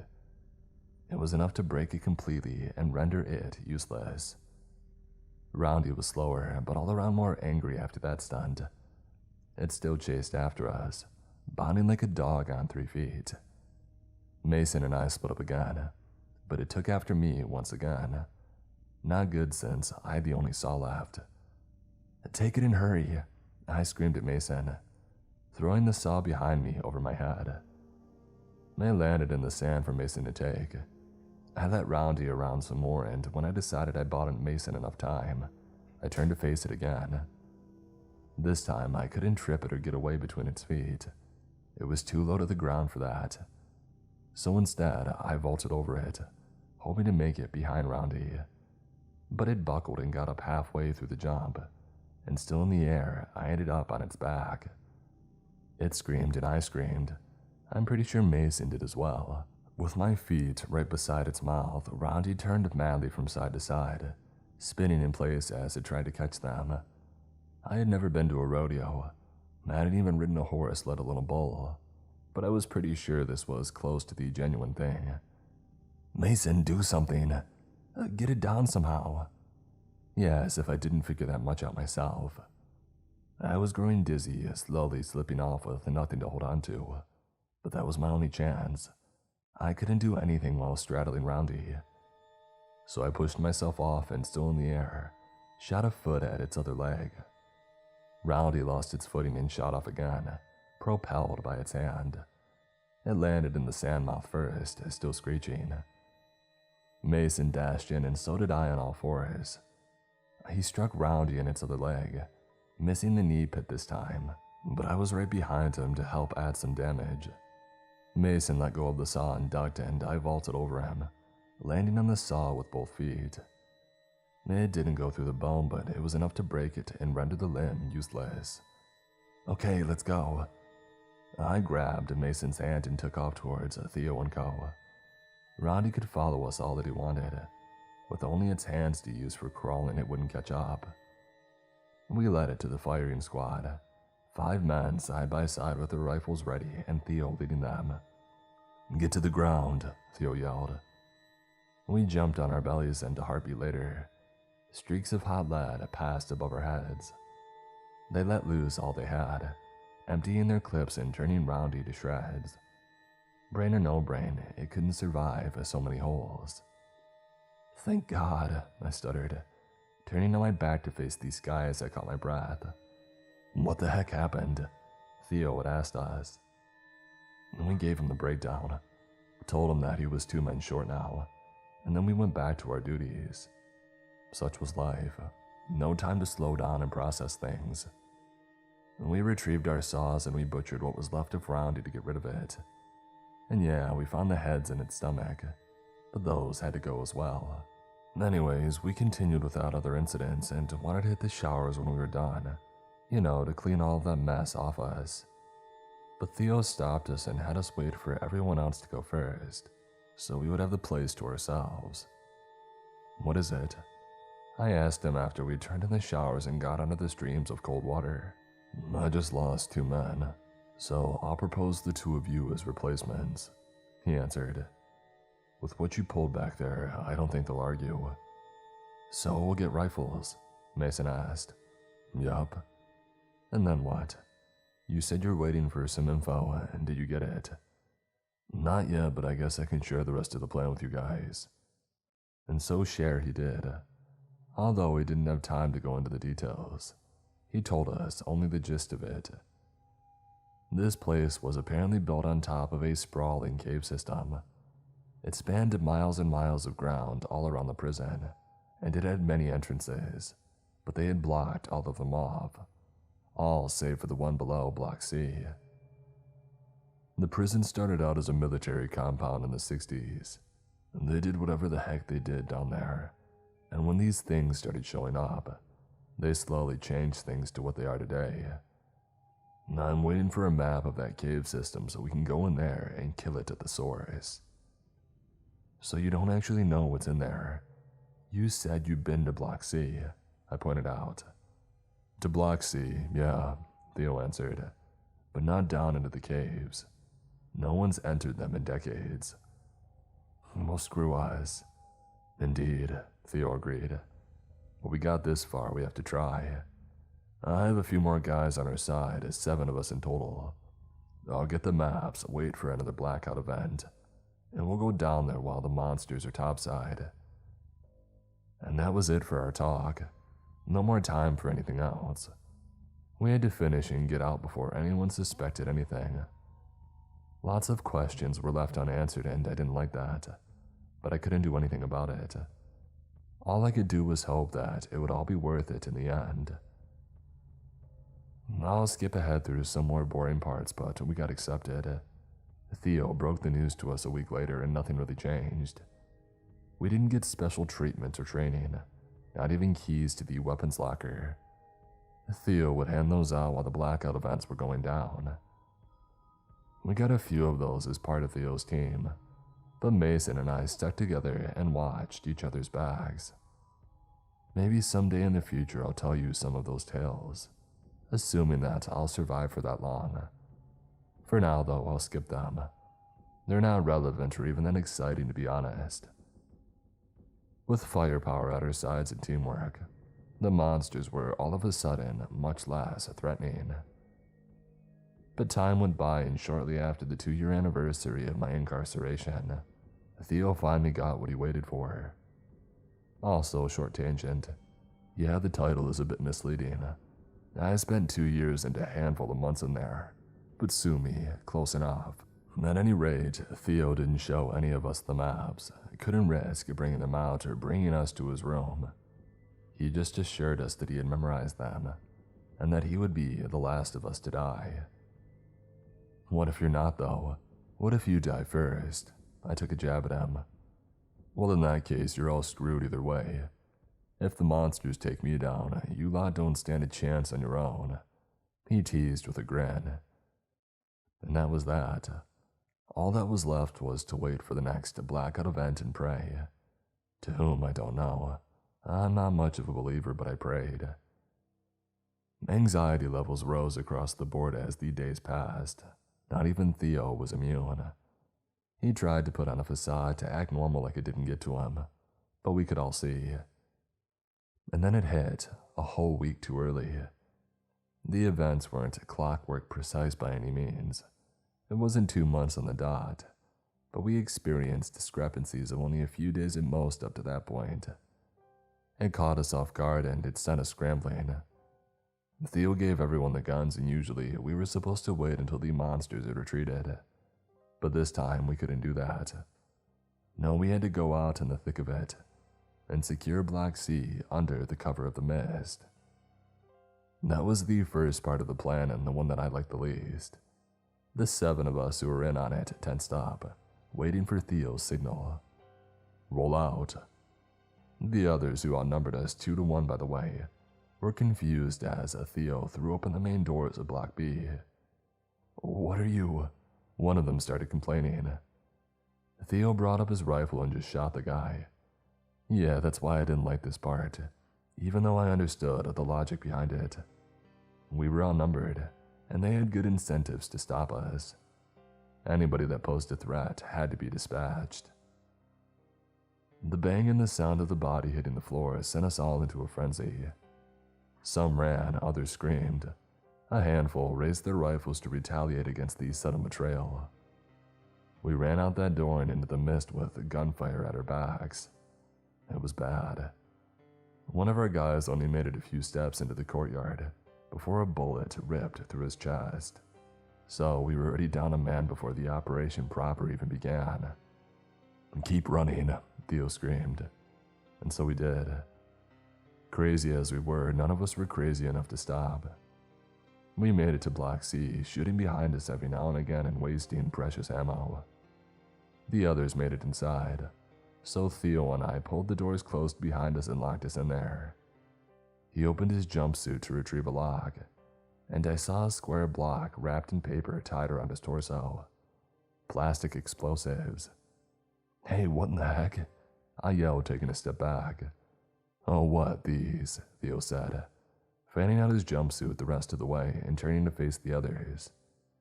You didn't think we would manage to kill whatever's down there with rifles, did you? I told each and every one of you, this is a death mission.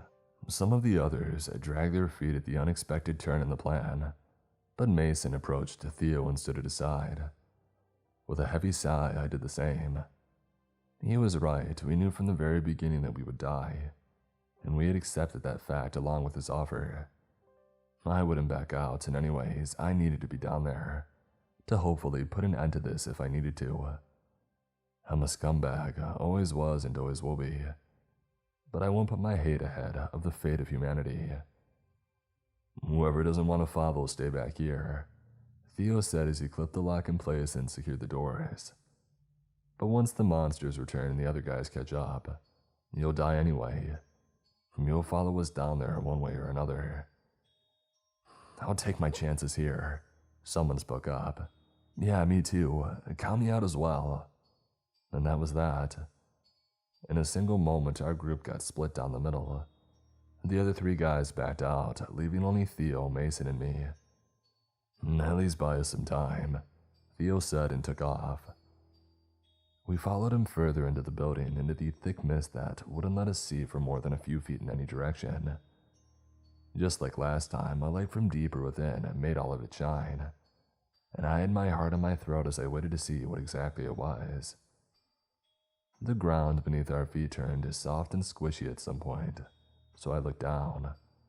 Flash, pulsing and shifting in a steady rhythm, overtaking the concrete.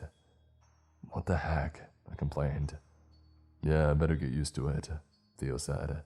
It's like that the whole way down. Disgusting. Mason commented on the matter as well. The ground sloped, steadily at first and then more abruptly. Some 10 feet later or so, as we had reached the center of the room, it turned into a pit. Mason nearly walked right into it, but I shot forward and grabbed a hold of his jumpsuit. That's the entrance. Theo pointed out the obvious. Awesome, now how do we get down there without breaking our necks? He slung his rifle around on his back and got down on all fours. The tips of his fingers probed the flash, pushing into it and tearing it apart. I expected blood or something. I'm not sure, but nothing like that came out. It parted around his fingers and reformed as soon as he had pulled them out. Theo went over the edge slowly, striking with his feet and hands to create holds as he descended. Don't just stare. Come on. I flinched but got down on all fours and backed up into the pit. The whole thing was disgusting. The flash squirmed around my fingers and boots, but it was also illuminating. In more than one way, this is what the monsters needed the prisoners for. Above us, Mason hesitated for a moment. What, you gonna chicken out? I asked him. He shook the shell-shocked expression off and followed without a word. I was sure that this was painful for him to see. Heck, his brother was likely a part of it. But it couldn't be helped and we were on the final stretch. We descended for what felt like hours, though it was only minutes at most. The mist somehow turned even thicker, making the air stuffy and warm. I felt the liquid building up in my lungs the more that I breathed it in. We had to move fast. Solid ground, Theo let us know from below. Well, more or less. I reached him first and stopped to catch my breath as we waited for Mason. The climb wasn't at all that tiring, but the oxygen levels likely plummeted because of the mist. I got on my hunches, hands on my knees as I pulled in deep inhales, and came face to face with, well, a face. A human face, eyes closed, mouth agape. Chin bobbing from side to side as it let out a low hum. Strands of light and puffs of mist left its throat every now and again, rising and dissipating as it mixed in with the rest. I wanted to puke right then and there. I was breathing that stuff in. What the heck? Theo said it out of the blue. I moved, finding him face to face with another face. The word face will lose all of its meaning by the end of this, I'm sure of it. Mason reached the ground as well and stepped right into a face too. And then we found another one and another one, dozens of them lining the floor and walls. We didn't say anything about it. None of us had any words left in us. Above us on the ground floor, the sounds of gunshots and pounding on the main door had started up. "Let's go, we're wasting time," Theo ordered. Mason and I fell in line behind him, and he led us deeper into the cave, hand on the wall to his right to keep his bearings straight. More faces lined the walls, some barely visible contours while others still had necks and even torsos. None were alive anymore by the looks of it, just reanimated by whatever the heck this place was. "You know, I've been thinking," Theo mumbled at some point. "Don't play coy, tell me about what, or shut the heck up." He chuckled. "I lost my faith in God a long time ago. Been in here for about a decade now, and each blackout event, it slowly chipped at it until there was nothing left. Until my faith was hollowed out and it crumbled away. At first, I tried to hold on to it. When I survived 6 events back to back on the ground floor, I thought it could be nothing else but divine intervention." "What are you getting at?" "Being down here seeing this stuff, I'm starting to think that it might have been divine intervention after all. All of it. Surviving for so long, climbing the ranks, meeting the two of you. Maybe it was all for a reason. For us to see this to the end and put a stop to this." "I'm glad for you, buddy," I told him. "Now, if you're a believer again, start praying real hard for us. We'll need all the divine intervention that we can get."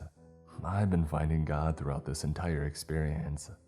Mason chimed in from the back with what I assumed was a joke. "Yeah, well, let's hurry up. Those doors will only hold for so long, and I don't want to be alive when they give." "Let's." Theo agreed and picked up the pace. We couldn't exactly run or even jog, but we hurried as best as we could.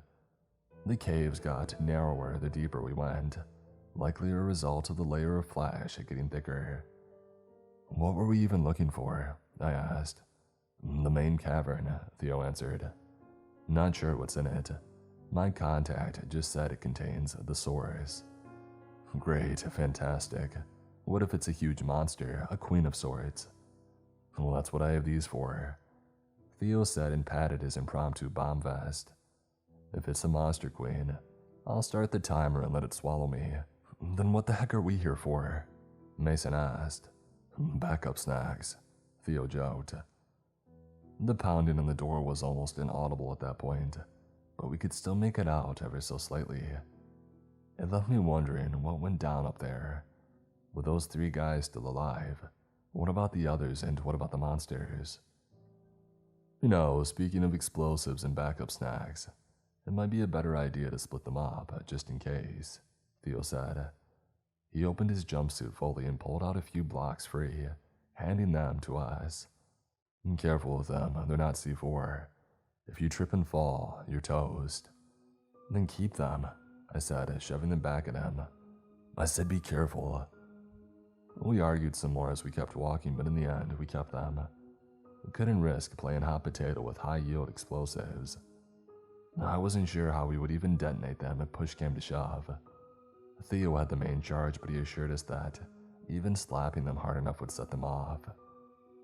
The knowledge that I could turn into human confetti and spread over a wide area at a moment's notice, it didn't set me at ease, however.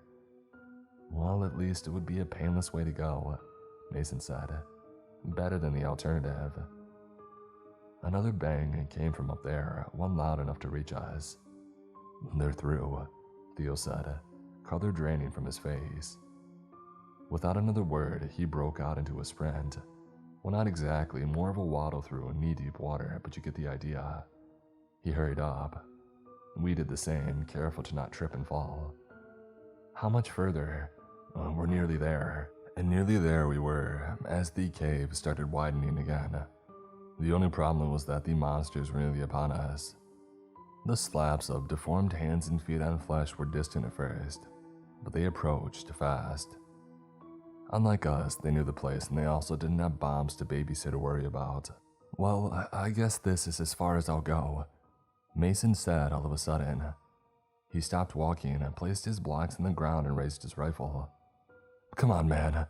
Don't mess with me. Don't do this." "What's the matter? You two will die in a minute as well," he said. "Just go. I'll buy you some time. Kill some of the things and collapse the cave on them." He was right, but that didn't mean I had to like it. Guess I'll see you down below, buddy, I said and turned to leave, fighting back tears. Yeah, I'll keep your seats warm. Don't keep me waiting. And we split up, so Theo and I rushed ahead.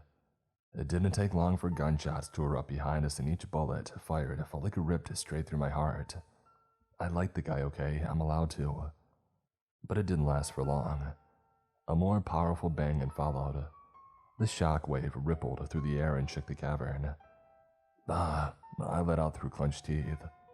Let's hope it worked. According to the map, this is the only entrance. If Mason collapsed it, we're safe. The ceilings kept rising and the walls spread further apart until they weren't visible anymore. After the chaos behind us ended and the world settled down, we could hear the monsters scratching at something. Loud thuds and thumps. Mason did collapse the cave, but they were clearing the blockage to reach us. He bought us some time, but little of it, so we couldn't waste it. We're here, Theo said, the main cavern. And there's nothing. Great, what now? No, it's here all right, he said and pointed at our feet. I looked down and my eyes landed on what looked like a black vein embedded into the flesh. It pulsed with light but didn't move. I gave it a probing push with the tip of my boot and found out that it was solid. Rock, Theo said, bending down to get a closer look. He ran his fingers over it and broke off a small, sharp piece that cut his palm. Obsidian. Let's follow it. We did so, heading towards the middle of the cavern as the obsidian vein grew thicker. Before long, we left the flesh behind entirely, stepping onto the shiny field of volcanic glass. This is wrong. It's not native to this place, Theo said. No volcanoes for hundreds of miles around here. Maybe it's ancient. Maybe. Ancient or not, it was here, and it went up into a gentle slope until we reached stairs carved out from it. The whole situation gave me some creepy, otherworldly vibes. Perfect white as far as we could see above our heads, and pitch black below our feet. The contrast somehow messed with my mind in a way that I can't describe. There, I think that's it, Theo said from a few steps ahead. I rushed to his side and froze. We were on the very top of the obsidian pile, but I hesitate to call it that. More of an altar than anything else. It was circular, some 10 feet in diameter, and blacker than the night. Blacker than obsidian had any right to be. Symbols that I couldn't understand were cut out of it, and a language either ancient or alien altogether. Each one shined faintly in different colors. A ritual. Yeah, Theo agreed. Let's blow it up. Let's. He turned on the timer and started taking off his vest. The area was a bit bigger than expected. We had to spread out the explosives to make sure all of it would be destroyed. The sounds of boulders being moved stopped, so I watched our six. We'd hold our ground up there for as long as possible, until the explosives would go off. That was the plan.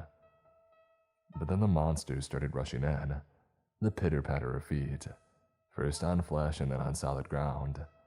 Silhouettes dancing through the mist, like sharks on the prowl through water.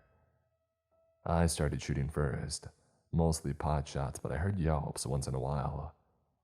Hurry up, I can't hold them back on my own, I yelled at Theo. Almost done, but I have to be careful, he screamed back, laying down blocks on the other side of the altar. One wrong move and I'll set these off. I wanted to ask him so what, to tell him that that was the plan and better to set them off early than not at all, but I didn't get to. With my back turned, one of the monsters rushed past me. In the blink of an eye, it bodied Theo and carried him off his feet. The vest was off and the rest of the explosives dropped to the ground, so I held my breath as I watched them in slow motion. I honestly expected that to be my last breath. But they didn't go off. No bang. Other bangs did come though, along with Theo's screams in the distance as he fought off the monsters. Jack, shoot the explosives. I raised my rifle and aimed at them, but I couldn't. Ready as I thought myself, the survival instinct overpowered me. With my fingers shaking on the trigger filled to the brim with regret, I turned tail and ran. Monsters piled Theo until his scream stopped, and I ran. Away from the altar, away from the timer, in no particular direction except away. When they followed me, I shot at them. I shot at them and downed them until the rifle clicked as the clip had emptied.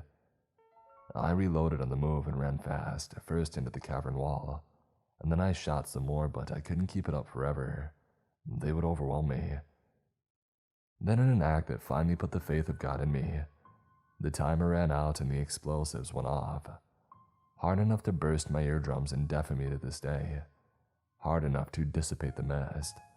Hard enough to turn the altar into a crater. I put my hands up to protect my face from the heat wave, but it burned through the jumpsuit. But still, I somehow survived all of that. I guess God has a twisted sense of humor. The monsters dropped like flies all around me, writhing in agony as they died, and the whole world fell silent. I waited for a while, simply existing and breathing, as I tried to come to terms with what had happened and the role that I had played in it. I should have died like the others, but here I was. When even the flesh beneath me started to wither away, turning into a disgusting mulch, I got up. Still, I had my rifle and the flashlight that came with it, along with the explosives that Theo gave me and a few clips of ammo, so I would put them to good use. Couldn't go back the way I came. They'd destroy me, but I could maybe find one of the blocked off exits that Theo had mentioned and clear it. So that's what I did. I searched through the dark for what felt like days, getting further and further away, until I found a slab of concrete instead of a wall. The explosive did do the job, and with my hearing already compromised, I didn't even have to worry about it. It blew a hole through the blockade and into the desert surface, and I came out some 5 miles away from the prison in the middle of the night. They likely had heard the bang, but by the time they mobilized and came to look for me, I was long gone. And that's what I've been doing since then, keeping on the move and staying on the run, trying to remain one step ahead at all times. Not sure why there's nothing left for me out here. They did a great job of scrubbing my existence from the records, and I can't rely on anyone either. What little family I have left is better off without me, and I had a few friends, but none of which were close enough to give a crap about me. So yeah, I'm not sure why I even decided to share all of this. It's not a plea for help or a warning of sorts. More just me screaming my sorrows into the void, hoping that I'll get some form of release and maybe just get some gears turning while I'm at it. To preserve Chris's, Mason's, and even Theo's memory, I don't really have answers, just questions, theories, and nightmares of fog-filled caves lined with human faces. But keep your heads up. Maybe we'll cross paths again someday. The one thing that I learned from all of this is that you never know what the world will throw at you, for better or worse.